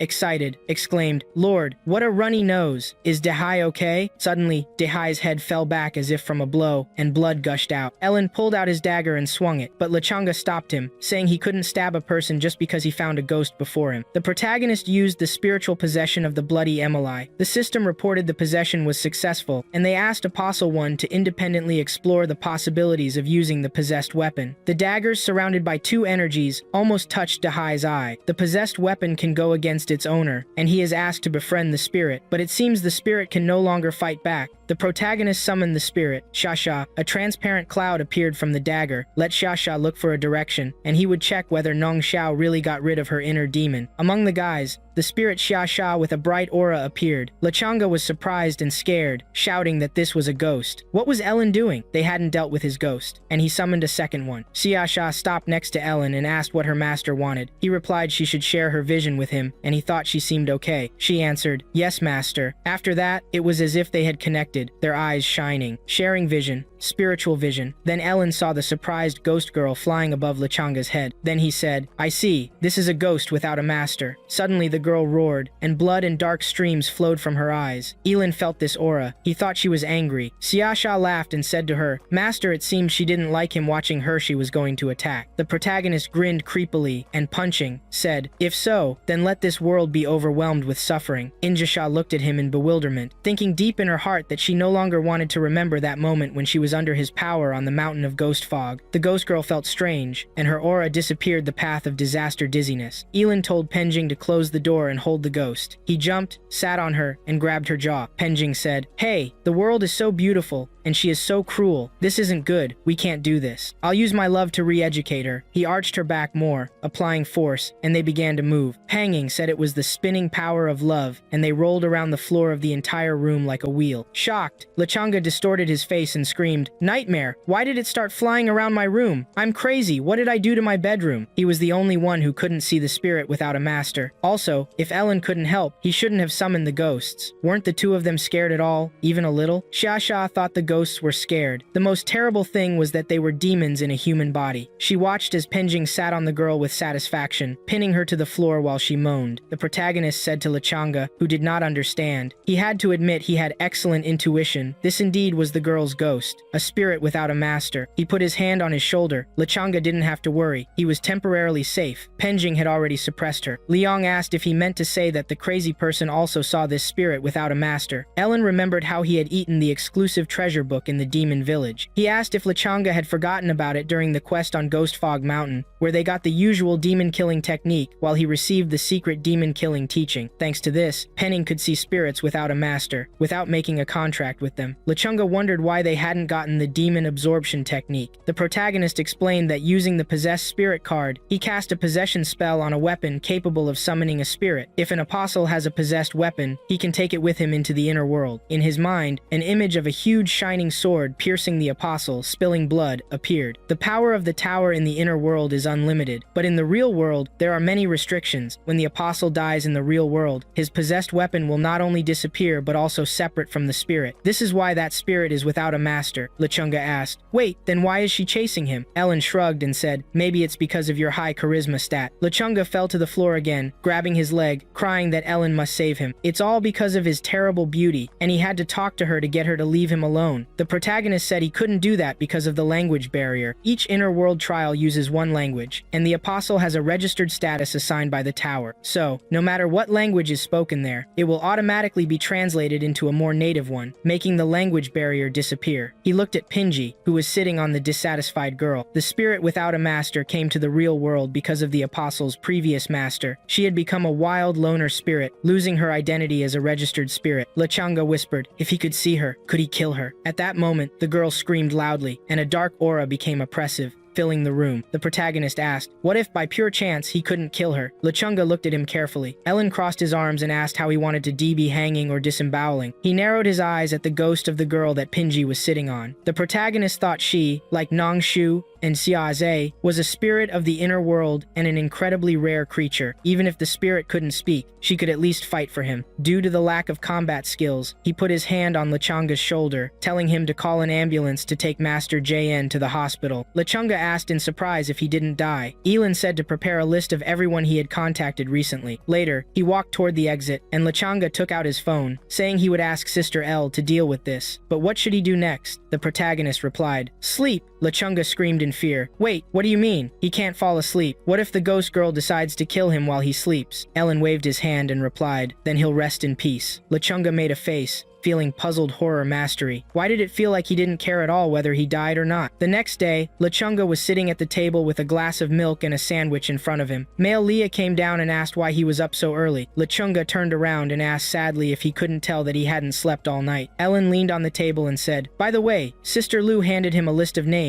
Is he sure she didn't miss anyone? Lechunga reached for the sandwich and asked if it wasn't obvious that a big star like him didn't have much of a personal life. He was either filming in the studio or attending fan meetings. All the registered employees should be listed there. Male Lee took a sip from his glass, thinking the list of names had already been handed over to Amoli, and all he could do was wait for news from her. Liang asked what the purpose of this list was. Yi Lin replied that it was possible the spirit without a master had become attached to him because of his high charisma stat, or he had a close relationship with the master of that spirit, or he had come into contact with the possessed weapon. The only reason this spirit lost its master was that the master had died. Therefore, once they found the dead person on the list, they could identify the master. He looked at the glass and said only by following this clue could they figure out how to comfort her so she'd no longer cling to him. Then she'd follow him and become his spirit. This way, she wouldn't harm anyone anymore. Lechanga looked at him in surprise. The protagonist thought that, roughly speaking, she just wanted to find a place where she could live as a spirit, and he didn't think he could find many high-quality workers like spirits who didn't need food or water and who didn't require a salary. Lechunga stretched out his hand and said, Brother Ellen. He didn't expect him to be hot-tempered and fair at the same time. What's with his expression? Penjing took a bite of his sandwich and said it was fair. He just wanted her to have a home. At that moment, a call from Emily appeared on Ellen's screen. A song started playing on the speakers, and he thought it was Emily calling, as expected of a genius. She figured it out so quickly. Emily said that from his list of names, she found out that there were only 3 dead. One of them was the special effects director in the film town, and the other 2 were his fans. She asked if he was acquainted with the actor. Lechunga, the male lead, told her to send him the locations of the dead bodies. Emily sat on the sofa and asked what this had to do with him, saying he used her for his business whenever he wanted, as if she had nothing else to do. Ellen replied, isn't it beneficial for you? Okay, when he's free, he'll come and use you. Emily blushed, saying, what nonsense are you talking about? I didn't mean that. She screamed that she would send the locations now and that, in general, he should not come near her,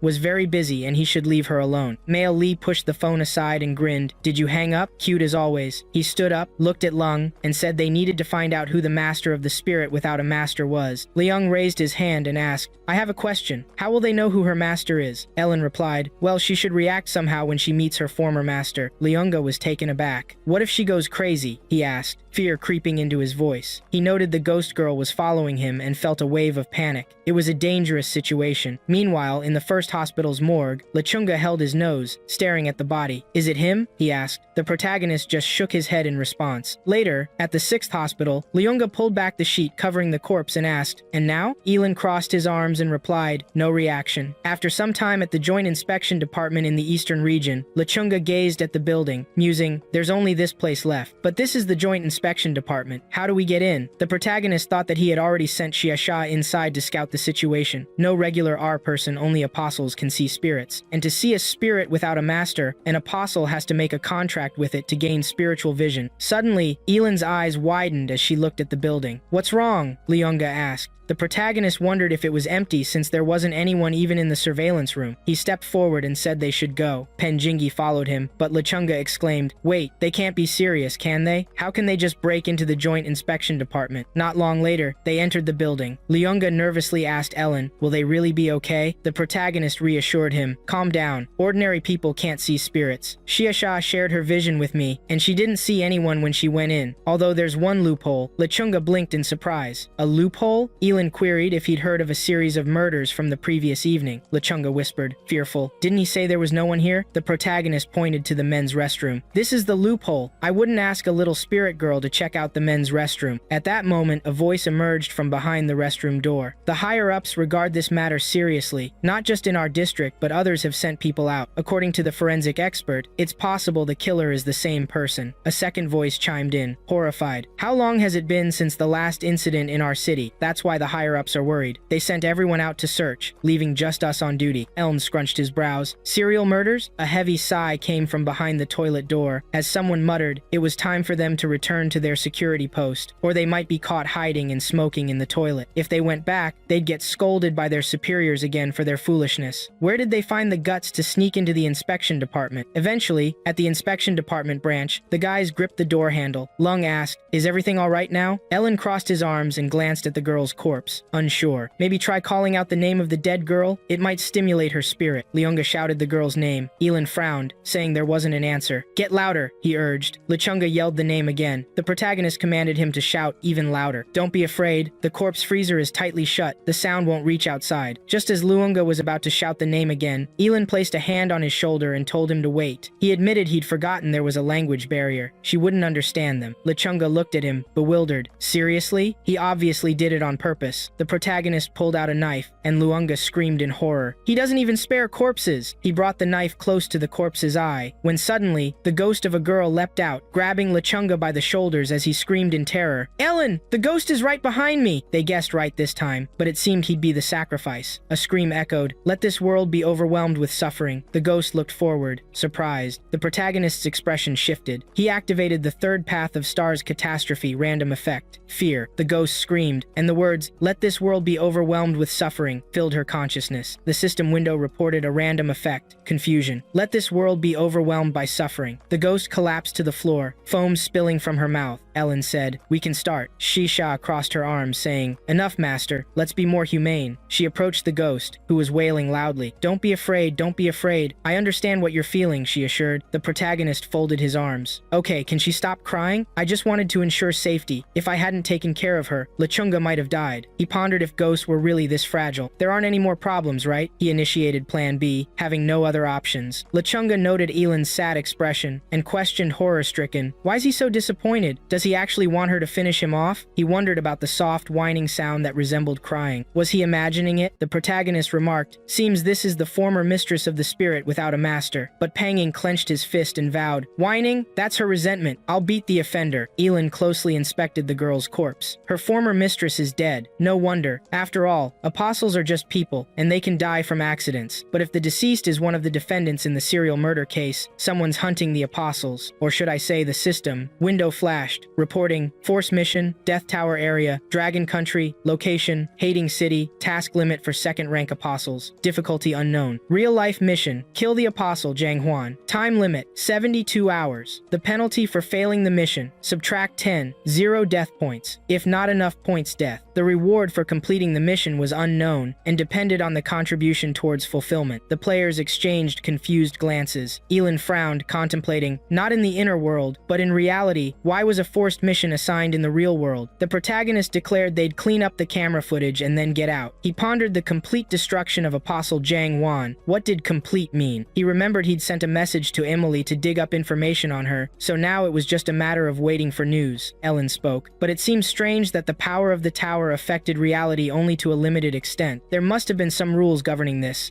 and there must be a reason for assigning a mission to kill another apostle. Moreover, the tower itself lacked intelligence or motive, and it was unlikely any apostles would target it. The Changa asked, "What if?" The protagonist replied, "There are no what-ifs at this moment." His phone rang. Ellen answered the call, and Amoli said she had information for him about Jangan, a 26-year-old woman, a doctor at the central hospital, with no criminal record. By the way, why does he constantly ask for information about her? After the house was blown up, he had run out of money, so he decided to grab a snack. The protagonist suddenly shouted, "Let him wait." She said, "Dead." She meant that Jang Huan was already dead. Amoli lay on the bed and said, 3 days ago, she was found dead in her own home. She lived alone. In the morning, the department found she didn't show up for work and couldn't get through to her. Because of this, her friend was asked to check on her. Her body was found around midday and was later sent to the morgue. There were no external wounds found on the corpse, and no strange marks were found at the scene. The cause of death was determined to be a heart defect. Ellen frowned and thought, a heart defect? Apostles who died in the inner world always returned to the real world with cardiac arrest. Therefore, Zhang Huan should have died during the test in the inner world. Amelie said she had found something strange. She carefully looked at her gadget's screen and explained that on the night of her death, a security guard from the emergency department on duty also died in the hospital. The cause of death was a cervical vertebrae fracture, and bruises were found on one side of his neck. His neck had been broken with one hand. The protagonist frowned and asked why he felt like she was telling a horror story. If he guessed correctly, she would say that Zhang Huan had risen from the dead and killed the security guard. Amoli screamed, how did he know? She had watched all the CCTV footage from the hospital and saw Zhang Huan crawling out of the freezer. She walked down the hallway, bumped into that security guard, exchanged a few words, and then turned around and broke the poor guy's neck. Ellen frowned and thought, didn't she destroy the CCTV footage? Such tactlessness. He asked what happened next. Amoli was lying on the bed, moving her legs. She asked again, and then? He said, nothing. Zhang Huan killed that security guard and walked out of the hospital. Oh right, by the way, she hacked into 7 organizations of the inspection department and found several reports of murders in different parts of Hating since that night. She suddenly looked at her phone with displeasure and saw that the call had been dropped. She screamed, did she hang up on her? Used and abandoned? Ellen, idiot, let him try asking her for help again. The protagonist put his phone back in his pocket and wondered if this was really all Zhang had done after her resurrection. An apostle had risen from the dead. Yi Lin imagined the resurrection skill and item and thought, a certain skill or resurrection item that would only activate after death? Or did someone decide to be a scapegoat, disguising themselves as her to give Zhang Huan a chance to live? Lechanga looked at him tiredly and asked, boss, has he figured out what they are dealing with? Ellen replied that the reason they launched the mission was because they, as apostles, came into close contact with the corpse of another apostle. Also, there was a high chance that Zhang Huan was still in Hating, since all the murders had happened in that city. Lechunga asked, wouldn't that make it an easy mission then? Ellen knows how strong he is. He can easily find her and finish her off. The protagonist asked if he really thought it would be that easy. They only had 72 hours. Besides, it wouldn't be easy to find an apostle in Hating, which was swarming with people. Suddenly, the gears turned, and the building collapsed in half. There was an explosion, and someone shouted loudly, oh my lord, let them look! The air train has gone off the rails! The guys rushed forward and shouted, let's go check, the system window reported. Accelerated running in progress. Elin thought that as soon as they received a mission in reality, such a thing would immediately happen. Coincidence? He walked closer to the collapsed building and saw the silhouette of a girl standing on the rubble with a sword. The protagonist frowned and thought that the girl even survived such a disaster. Could she be Zhang Huan? The system window reported, the one following the shadow has the highest level effect. 100% concealment of presence. Elin crouched and thought, is it that simple? Does he have to fight her? Is it because of his luck? But that's impossible with his luck stat. Anyway, the important thing is to get her under control now. Elin swung his blade, and suddenly his strike was blocked by the girl. He thought, such power. Is she one of those apostles who focus on strength? The protagonist cried out, Shanu, was it her who blew up the train? Shanu swung her sword and cried out that she was glad to meet him. She frowned and said if it were her, she would have chopped him up. Ellen thought, wasn't it because of her that the air train derailed? That's right, given her character. If she wanted to do something like that, she would have cut the train in two and not tried to derail it. Genu swung her sword, and the protagonist shouted in displeasure, why does she keep attacking him? She asked if he wasn't the one who wanted to chop her neck, it was his own fault. Ellen somersaulted over her and thought he had used psionic power under his feet to attack her from the air. The protagonist landed on the ground and said when he had just tried to attack her, she had already pointed a blade at him. After counting, he could say this was already the second strike. He grabbed Gino's chin and pressed her body to himself. Elin said, now we're even. She wondered what he wanted to do. The protagonist smiled and said he still liked her. Let her tell him why she was there. Gianni replied she was chasing a thief. At this moment, Pan Jingyi stepped forward and asked, what about her? the thief of hearts, the protagonist told Brother Pan not to interrupt. At that moment, a system window appeared in front of him. His friendlier Pang sent him a message, asking if he was in hiding now. Lechanga put his hands on his knees and caught his breath. He said Ellen and Pang were running too fast. Liar! Pang walked out of the smoke in front of him, holding his hand on his tailbone. The system window reported Ellen's friend sent him a message. How did he know? He pointed forward and shouted. Could it really be him? Yi Lin looked around and said the rescue team and the inspection department squad had arrived. They needed to get out of there. After a while, a system window appeared in front of the protagonist at Lechunga's villa. The official forum page reported that a possessed weapon without an owner was discovered in hiding. The collector cannot make the weapon recognize an owner. Now, the weapon is sealed in a mysterious black box. He sat on the sofa, folded his arms, and asked if she was there because of the spirit weapon stolen from her family. He saw a post on the Apostle Forum, so she was forcing her way in. The goose stood in front of him and looked at him carefully. Yi Lin remembered the moment the building exploded and asked if she had seen a thief on the 13 Sky train. Shani recalled seeing a tall, thin man who had a long black box with him, but he escaped as soon as the train derailed. The protagonist thought, a man? So it wasn't Zhang Huan? A coincidence? It turns out this is the most common thief who robbed Gano's family. They have 2 spirit weapons. Yi Lin looked at Li Pang and asked what he was doing hating on liars. Pang folded his arms and said, displeased. What is he talking about? He's registered in Hing, a local resident if not in Hiang. Then where else could he be? He had seen the post on the forum and started looking for clues about the possessed weapon without a master, which led him to their meeting. Lechanga glanced at him and asked, wait, is the possessed weapon without a master that popular? How many apostles have it? Lurin, the apostle who posted this, isn't an idiot, right? He sent it out to let others know that thieves were trying to snatch the possessed weapon. The protagonist raised his eyebrows and said, maybe the thief did this on purpose. Forget about serial murders. Who else besides us, investigating this case and knowing about the possessed weapon, would even know about it? Lechanga clenched his fists and said, Jam Huan. It was Jam Hu Chan who made the post. Is she deliberately luring the apostles with the stolen possessed weapon and then hunting them? But why would she do that? The risk is much higher than the benefit, Yi Lin replied. Only one thing comes to mind. She has a similar mission to theirs, but her direction is completely different. He contemplated this. What exactly was the mission that made her go against all the apostles and start hunting them indiscriminately? If he guessed correctly, she was most likely. Lechanga clenched his fists and screamed, horror! Everything is just getting more confusing. What should we do next? Let's not forget about the ghost girl who's following him. Yi Lin looked at him closely and said, we'll respond in kind. Send bait to Jam Huan. He suggested they split up. Lechanga had a good memory. He had encountered similar possessed weapons before, so the spirit would be able to possess them. Jian and Brother Pan would accompany him to track down the possessed weapon without a master. After a while, in the Pyong district of Hating City, people were walking in the central square. Liar Pang, wearing a rabbit mask, folded his arms and asked Ellen, by the way, what did he want him to get involved in? Since he made him dress up like this, he said something about bait, didn't he? What does bait mean again? The protagonist placed a box on his back and said, he should have guessed by now. Liar Pang turned around and screamed in displeasure, nightmare. So he decided to make bait out of him? At that moment, Emo Lei was sitting on the sofa with a cup of tea when her phone rang. She picked it up and asked, Yi Lin, that idiot again? He can also find her. The protagonist put the phone to his ear and said, hello, Emo Lee. He has something for her. Emo Lee asked, is he sick? Elle said, something's about to happen, so let him get ready. He wants her to turn off the video surveillance and all of Hating on his signal. His next call will be the signal, so she can ignore it and immediately start turning off the cameras. Emily said displeased, is he sick or something? Why should she listen to him? The protagonist said, this is beyond the capabilities of a talented beauty. Emily screamed, don't blab! She can handle such a trifle in a matter of minutes. Sometime later, in the Xiing district of Hating City, in Film Town, Xiano asked why he had brought them there. Lechanga walked forward and answered, looking for a possessed weapon without a master. He turned around and said, think about it. He was either filming or at a fan meeting. Recently, he should have come into contact with the weapon. What could it be? They probably already have an idea. Lechanga raised his hands up and waved them to the side, saying, the only one who sees the truth is Lechanga, an actor who looks like a handsome man and is too smart to be an ordinary person. The system window reported, skill, sound special effects. It does not give a bonus to battle characteristics.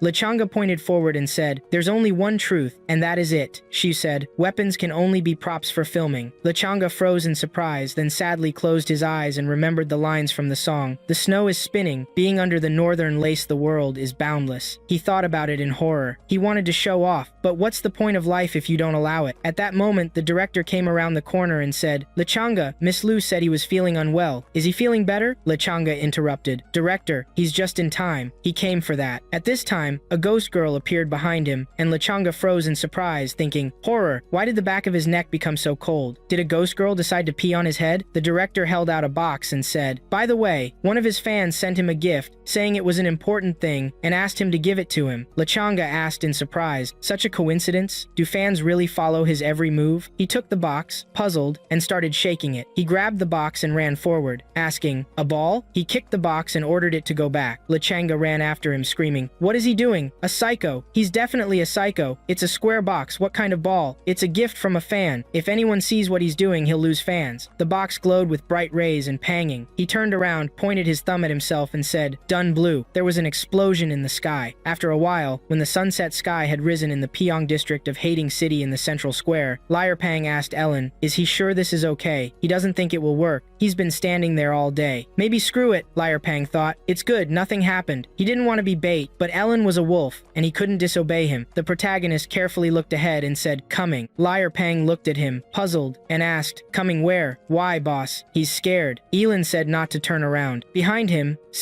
50 meters away, there was a red-haired girl. He looked at the video camera and thought, the cameras are off, and Imoli has a high IQ, but she is such a tsundere. Liar Pang followed him, and Yi Lin said not to worry, he had everything under control. The system window reported. Next on shadow effect, 100% concealment of presence. Liar Pang paused in confusion and thought, what horror? He just disappeared. Trouble awaited him. Suddenly, he was grabbed by a man who told him to hand over the weapon he was holding behind his back, or else. The fox popped out and said not to blame the red-haired fox for being rude. Liar Pang asked, did she dare to sneak up on him? He thought he preferred to pump up his strength, so with his powerful palm, he could split stones, break gold, and kill people. Liar Pang swung, and Angela jumped to the side. He thought she dodged, so she was pumping up her agility. The problem was that among the apostles who leveled up in 3 areas: strength, agility, and mentality, he was the least good at agility combat. Since he couldn't accelerate, he couldn't strike faster either. Liar Pang turned around and thought, oh my, it's too late to dodge, but this is a good opportunity to attack. He put his hands forward and said, don't piss him off. After all, one way or another. At this moment, Angela jumped toward him, and he responded by striking her in the chest. He thought he would strike her chest too, so no one would be left out. He thought he might even win. At this moment, passers-by were puzzled, asking what was going on. They're filming a scene of a fat man versus a red fox. What kind of bizarre plot is this? The legendary natural filming. Mirror. Cool. This is much better than what is recorded in a studio with special effects. The girl asked, is the filming so exciting now? Not bad. What are they doing? We need to film. Liar Pang looked at his palm and thought about how strange it felt, too soft, like there was too much cotton wool. His hand didn't seem to benefit from anything. As soon as he decided to strike, she immediately pulled back, robbing his attack of power. It's hard with this girl. Angela spread her arms out, saying, terrible fat rabbit. Don't even think about touching her chest, idiot. Don't let him blame her for the fact that he's about to get it. She ordered her brothers to show themselves. At that moment, people in animal costumes appeared beside her. The tiger said he was a black tiger, the monkey said she was a yellow monkey, and the snake said he was a green snake. Liar Pang thought in fear and horror, he doesn't play like that. A system window with a message from the protagonist carefully appeared in front of him, saying, brother, don't be afraid, he's looking after him. Liar Pang widened his eyes, thinking, looking after? Let him look after his organs, idiot. At that moment, Ellen stood on the Lourdes Tower in Hating, saying that the people who arrived were ordinary apostles attracted by the black box, wanting to take possession of the possessed weapon. He folded his arms and said, the angel's purpose is to set a trap for the apostles and wait for the moment they start fighting among themselves. So now, it remained to wait for her to start hunting the apostles. Yi Lin looked at the system window and asked him to hold out a little longer. He would support him. Meanwhile, Liar Pang looked at the system window in fear, thinking, horror! He's using villain tricks to deceive her. He's a real demon. The apostles in suits rushed at him, shouting, chubby rabbit, why are you frozen? Prepare to get hit! Liar Pang screamed in fear and horror. At that moment, the protagonist's system window displayed a request from Lechunga to make a voice call. He pressed the accept button, and Lechunga screamed, brother, something happened again. Let him save him. He almost died. Yi Lin told him to calm down. Tenyu and Panging were with him. He wouldn't die so easily. Let him tell you what happened. Lechunga arched his eyebrows and replied that he'd start by saying he managed to uncover the truth himself, but then he got intercepted by someone posing as an unknown variable. Suddenly, Lechunga screamed, his beautiful left cheek Senyu's sister. She She walked up to the screen and ordered him to get to the point, looking displeased. Elle asked in confusion, "What's going on there?" Lechunga, with a huge swollen cheek and tears in his eyes, explained that they went to Movie Town to find information on the possessed gun seller, but the director slipped him a bomb. The protagonist asked in surprise, "A bomb? What happened to that director now?" Lechunga replied that he'd known the director for a long time since his debut. He'd never caused trouble. Then he screamed again about his beautiful right cheek Zanu, asking why she was so cruel. She answered indifferently. He asked where that director was now. The protagonist put his hand to his lips, contemplating symmetry. Lechunga continued that he disappeared right after the explosion, and they later found his dead body in the cinema bathroom. Xian added, "His cervical vertebra was crushed." The protagonist screamed, "A crushed cervical vertebra!" He thought about it. Zhang Huanandoli said that as soon as Zhang Huan rose from the dead, she broke the guard's neck.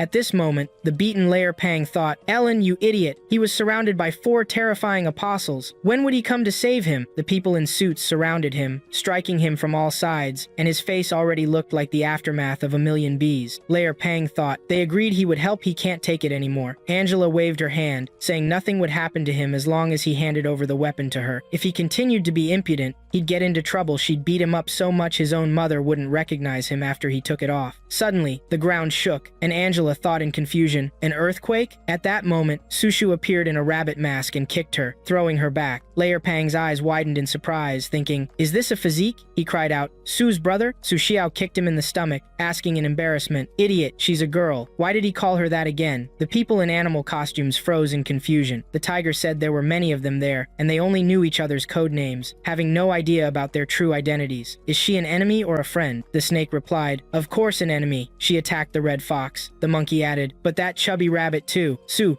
grabbed Layer Pang's hand and quickly ran forward, screaming that they had to run. Ellen arranged for her to save him. She was traveling in Hating and received a message from him. He said he saw her and asked her to help him with big eyes. The tiger screamed in horror that they were running away. The snake screamed, "So this was her plan." The monkey shouted, "Give chase. It doesn't matter if she is their enemy or a friend. Their target is the weapon of those rabbits." They rushed to run after them. At that moment, Layer Pang screamed. "Let him wait," she said. Ellen saw her. How could he see her? He thought discontentedly. "Horror, take him, Ellen." They agreed he'd be the one to help him. "Where is he? Horror, is he being led into a trap again?" At that moment, the protagonist was standing on the Lourdes Tower, thinking he had watched the hospital surveillance video from Emoli and now knew what Zhang Huan looked like. Standing at such a vantage point, he would be able to see a big fish swallowing its bait. Suddenly, his phone rang. He answered, and Emoli shouted, "Ellen, it's done!" His grandfather found out she turned off all the cameras in Hyang. She decided to let him know. He said he would find time to see him. Let him hurry up and run. Her grandfather is actually the protagonist, interrupted her, saying, "Emoni?" Emoli asked in surprise how he knew her grandfather's name. Ellen thought about it. The situation would be extremely difficult if he went looking for him. An ancient martial art, almost perfected, allows you to walk calmly under a hail of bullets and pluck chestnuts from the flames with your bare hands without getting hurt. The protagonist imagined a man standing on the edge of a cliff and thought, "They say that 10 years ago, before the age of towers, he could climb to the top of Everest with his bare hands without an oxygen tank and then have a picnic on it. He is the only person in his memory who, having an excessive number of attribute points, refused to call the tower and did not become an apostle." At this moment in Hating, in the Jiangju district, Sha burst into the mayor's office, shouting, "Mayor, we have a problem." Messages had come in from all departments. The surveillance system was down for reasons unknown, and the technical team was working on emergency repairs. Li Ai, the mayor of Hating, sat in his chair, staring at his phone screen. He asked, "Emergency repairs? Useless." He showed Sha the phone screen and told her to disregard the video surveillance. Sha took a look and saw a photo of Lepang wearing a mask. The mayor asked if she noticed anything, and Sha sheepishly pointed out that it was obvious this man looked like a young Lepang in a rabbit mask. Li Ai cradled his chin, telling her to calm down and dismiss that feeling. Yes, it was his son, but he couldn't fathom what that scoundrel was up to this time. He glanced at the computer screen, telling her to forget about the kid. The video surveillance problem was now with other people. She should keep him updated, and no rush was needed for emergency repairs. Additionally, he ordered that ambulances, firefighters, and rescue teams stay on alert. The next couple of days in Hing could get wild. Sha clasped her hands and said, "But Mayor, putting that aside, she will be like young Master Aaron." Lei replied, "Let him submit his resignation." Meanwhile, in the central square, A crowd was gathering. One man turned and said, "This fight looks pretty real. These actors are so devoted you can't tell they're acting." A citizen chimed in, "Cool combat effects and bloody vomit, it's all so real. I'd call this the strongest cast." Another guy said the film crew did great work. Does anyone know what movie they're filming? Among the swarm of people was Angela, sitting on the ground, thinking about the treacherous chubby rabbit that had been tearing things up all this time. Horror! She was thinking about broken ribs when Jae Lan pushed through the crowd, yelling, "Get out of the way! Let me through! I'm a doctor and need to examine the wounded." The protagonist took a careful look and said, "The big fish has swallowed the bait, Jang, and has finally appeared." He pushed off the tower and charged forward, shouting, "It's time to take out the nets, Jang," and crouched, asking, "Is she okay?" Angela shoved her away, shouting,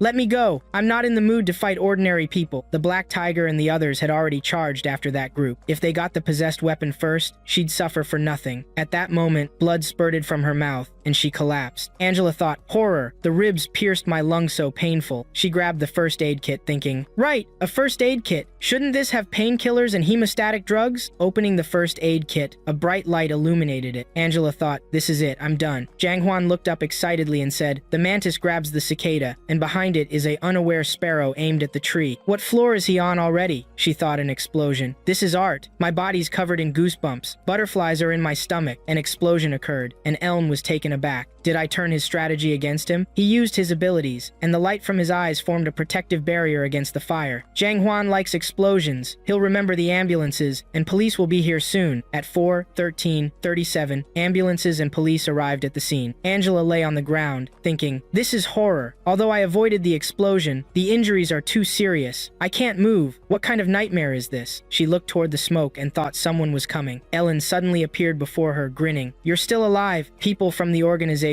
will be arriving soon. You don't want to fall into their hands, do you? I could take you with me, but you'd have to listen to me. If you agree, just blink." Angela looked at him and said, "Actually, I can still speak." The protagonist turned and remarked, "So she refuses? What a pity." Angela looked confused, and a moment later, Lepang joyfully exclaimed, "Wow, brother, she's cool." Sushosu stood atop a snake's body, holding the corpses of a monkey and a tiger. Arang thought, her body is so strong. Is she for real, or is she a monster? At that moment, Ellen, accompanied by Fox and Nangu, exclaimed in surprise, "Wow, brother, he can fly too." He clenched his fist, thinking about how lucky he was to be holding beauties in both hands. Just then, Suwu turned toward him, and the guys in animal costumes were distracted, which gave the monkey a chance to flee, ordering the brothers to clear out. "They'll be back." Susu rushed after them, and the protagonist said, "Let them go. They aren't that important." He turned to Cher, saying she could retreat too. She folded her arms and replied, "Yes, dear." She watched his sad back, thinking, the husband is such a villain. He deliberately posed like that. People think he's flying with them. Lepang asked, surprised, "Dear, how did you conquer her so quickly? And by the way, who is that red-haired beauty?" Ellen smiled and said they should regroup with the others. After a while, the lights turned on at Lianga Villa. Lepang asked in confusion what that meant. Angela was lying on the couch, staring at him. Lepang asked in surprise, "Is it okay that I told her all our plans?" The protagonist folded his arms, saying, "Don't worry, I already made a deal with her. I saved her, and now she's my little dog." He wondered if she had known everything from the start, but it was too soon to jump to conclusions, so he'd leave it for Emily to figure out. Angela stroked the sofa with her palm, saying, "Yeah, just like the owner said. Woof!" Ellen looked at her thinking, did she start fulfilling her duties already? Maybe I was wrong. Angela lay back on the couch, thinking, how naive he is. He really doesn't understand women at all. Ganyu grabbed the sword's hilt, dissatisfied. "No shame, no conscience." Penning reached for the hilt, asking, "What's wrong with being the brother's dog?" He started barking with a serious face. The guys made puzzled faces, thinking this was beyond ridiculous. A group of normal people isn't as good as one psycho sucking up to the strong just like Brother Pan. Lechunga walked up to the protagonist, saying, "Ellen, he still hasn't managed to find the possessed weapon without its owner, and he hasn't caught Shan Huan either. It seems they both failed this mission, which is actually limited to 72 hours times running out." Ellen turned and said, "Actually, they've already achieved half success." He pulled out a golden hourglass, saying his bait plan was to guess her strategy. She knew it was a trap but still came, which showed she was either hunting them down, had a time-limited task, or was just confident they couldn't kill her. Whatever the reason, if they stuck with their bait plan, she'd fall for it. Liar Pang clenched clenched his fists and shouted in displeasure, "No, not again. Without him, I'm no longer going to be the bait." Leunga and Sushasu placed their hands on his shoulders. Sushosu said, "We need to help Ellen and the others. After all, they were able to pass the last inner world thanks to him." Leunga asked, "That's right. He might not be quite ready, but he's not the type to abandon his comrades to their fate, is he?" The male lead turned around and grinned. "No need to worry. He won't be alone this time. Everyone will be the bait. After all, to catch a big fish, you need pretty good bait." Lechunga told him to hurry up and prepare a post with his account number to spread on the internet. "It'll tell you exactly when to publish it," he said. Sushosu thought, "Disgusting. Girls aren't so great at this kind of thing." Lechunga frowned and thought, "Terrible. Why is he smiling like that again? It's not possible that in order to kill a villain he's going to sacrifice him. Doesn't that make him even more of a villain?" Liu Pang thought, "He's a demon, cruel and calculating. I fell into the hands of a demon." After a while, when the night sky transitioned to dawn, Lechunga posted on the Hating City forum. The post read, "He, Lechunga, is going to film in a special location today. Fans, please don't panic. He'll show you all his coolness. When the flowers bloom next spring, you'll see a completely new Lechunga." A comment said, "The real Lianga, special location, simply unheard of. Really rich people." Lechunga's wife said, "My beloved Lechunga, what if he gets sunburned? What if he gets hurt? What if he gets tanned? What if some annoying fans start stalking him?" After a while, people were walking down the streets of Hyang City. Lechunga, wearing a mask, showed his phone and asked, "Did you see it? Did you see it?" He, Lechunga, is an actor, a superstar. In just one night, his post was shared, commented on, and liked more than 1,000,000 times. Panguni, wearing a clown costume, put his hands to his chin and said, "Loser, and all of them are fangirls." Lechunga replied, "What a jerk. As the enemy of all men, he's the idol of all women. Let him forget it. Why argue with a psycho like him?" Suddenly, the man cried out in surprise, "Look, who are they? Cosplayers." He hadn't heard anything about the upcoming Comic-Con. The group consisted of guys wearing different masks and huge cases on their backs. Passers-by said, "Wow, what hot cosplayers. If he uploads this, he'll definitely get enough likes. Sisters, let's give him a number. Don't refuse." The man looked at his phone and said, "Wait, isn't this the special shoot that star Lechunga was talking about?" A citizen replied, "That's right, those legs. He'd have fun with him." The guy looked over his shoulder and said, "Not to mention the props. It looks like the real deal. The sisters' personalities are like real stars." Sushusu told him to wait and asked, "Did they not notice one problem?" Lee looked at her and asked, "Do you mean Ellie's disappearance?" Pennon sneered and asked, "Is she playing hide and seek?" XU said, "Didn't he say yesterday that everyone would be the bait? Not them?" Liar Pang screamed in horror. "He fooled them again." At that moment, in the forest, Angela asked, "Is he not going to join them?" The protagonist said he needed to walk the dog. Angela looked at him displeased and thought, "Idiot." Elle said, "Let him listen. She was quite close to Jengen yesterday, but he was quite far away and might have missed some details." Meanwhile, Su Shu said, "They have arrived." Liar Pang screamed in horror, "Brother Su, how come the two of them are alone? Where are the others?" At this moment, people wearing fruit and vegetable masks appeared in front of them. The man shouted, "A couple of chubby rabbits. Let them drop what they're holding behind their backs, and they won't die." Liar Pang asked, "Who did he call a couple of chubby rabbits?" A group of crooked-faced men was going to deal with a couple of chubby rabbits? Bug, stop. A chubby rabbit and a muscled rabbit? Do they think they're filming a movie pretending to be fruit ninjas? And by the way, what's a vegetable doing among them? The man looked at his teammates in confusion and asked, "Why are you staring at me like that? Is there something wrong with my mask?" Watermelon pointed at the fleeing guys and shouted, "Horror! That chubby rabbit distracted our attention. After them, chase!" Banana replied, "It looks like one of them is holding a real possessed weapon." The man folded his arms across his chest and thought, "Do they seriously think that whoever catches up with him will get it?" Naive. Those who can become apostles are obviously extraordinary in themselves, and that stupid-looking chubby rabbit might be hiding some kind of power. In this chaotic and comical battle for the possessed weapon, what matters is not who gets it first, but who will be the final winner. The one who can get the real possessed weapon and leave Hai Tang alive will be the true winner. Someone asked, "Why didn't he give chase?" The man mockingly turned around and said, "Every man knows that there is a way to deal with every bird." He thought in fear, "Wait, really?" Behind him stood Yi Lin, who swung his blade and stabbed him. The system window reported, "Following the shadow, maximum level." He thought it reasonable, but hardly. The system window then reported, "Apostle 1 killed. Apostle of the 2nd rank. Death points gained, 726. Current number of death points, 650. 8 chaos points, plus 233. The extraction of the random relic of the 2nd rank apostle, the Lord of the Abalone, has begun. The magic solar lantern has been obtained." The protagonist carefully read this and thought, "A solar lantern?" At this time, the citizens were talking discontentedly. "Wow, he almost forgot this was filming. He was so scared." A man walked up to him and said, "Amazing special effects. Such a realistic death. They saw how the man in the abalone mask suddenly had his legs bend. He played the corpse so realistically, not to mention, the filming crew that Lechanga is involved with is really different from previous small-scale remakes. Not only the operational acting, but even the props and special effects are very realistic. The system window reported, following the shadow cancellation, Ellen thought about it. He killed Jinhwan's prey first. Let's see how long she can hold out. Angela folded her arms and said, he's so cruel. The protagonist walked forward and replied, among these apostles, there are those who came with the intention of killing. If they are not eliminated, they would kill Liar Pang the moment they ask him to obediently hand over the guns. Suddenly, Yi Lin's phone received a call, and music began to play. He looked at the screen and thought, the call is from Emily. It seems she has made progress regarding yesterday's information. Emily said that she hacked into the 7 joined inspection departments of Pudong District and found the autopsy reports of 3 men. Judging from their physiques and other characteristics, they were the black tiger, yellow monkey, and green snake. He told her about yesterday. The protagonist looked at Fox and said, Red Fox? Her companions are dead. He thought Jangan was the only one who didn't kill her. Did she miscalculate? Angela rushed to him and asked, really? How scary. Let him protect her. And by the way, it's not the Red Fox. Her name is Angela. Ellen said, does it really matter what her name is? A name is nothing more than a convention that can be changed at any time. Right at this moment, around the corner, Panging and Lechanga ran forward. Lechanga screamed in horror, a dead end. Idiot. Why did he lead them to a dead end? Pinji turned around and responded that Yi Lin asked Lechanga if he would do whatever he requested, even if it meant eating filth. Penning questioned whether filth was delicious, and Luyunga replied he didn't know. How tough was it to talk to a psycho? He'd drive him to the grave soon enough. Suddenly, there was a scream at them. Run! Keep running! Why had they stopped? A man in a rooster mask emerged from around the corner, demanding to know what nonsense they were discussing. These guys didn't want to obediently hand over the possessed weapon. He offered to kill them and take it. Lechanga pulled out a card and thought that he could only save himself and hoped not to offend anyone. He couldn't do anything, being a psycho who would take care of himself.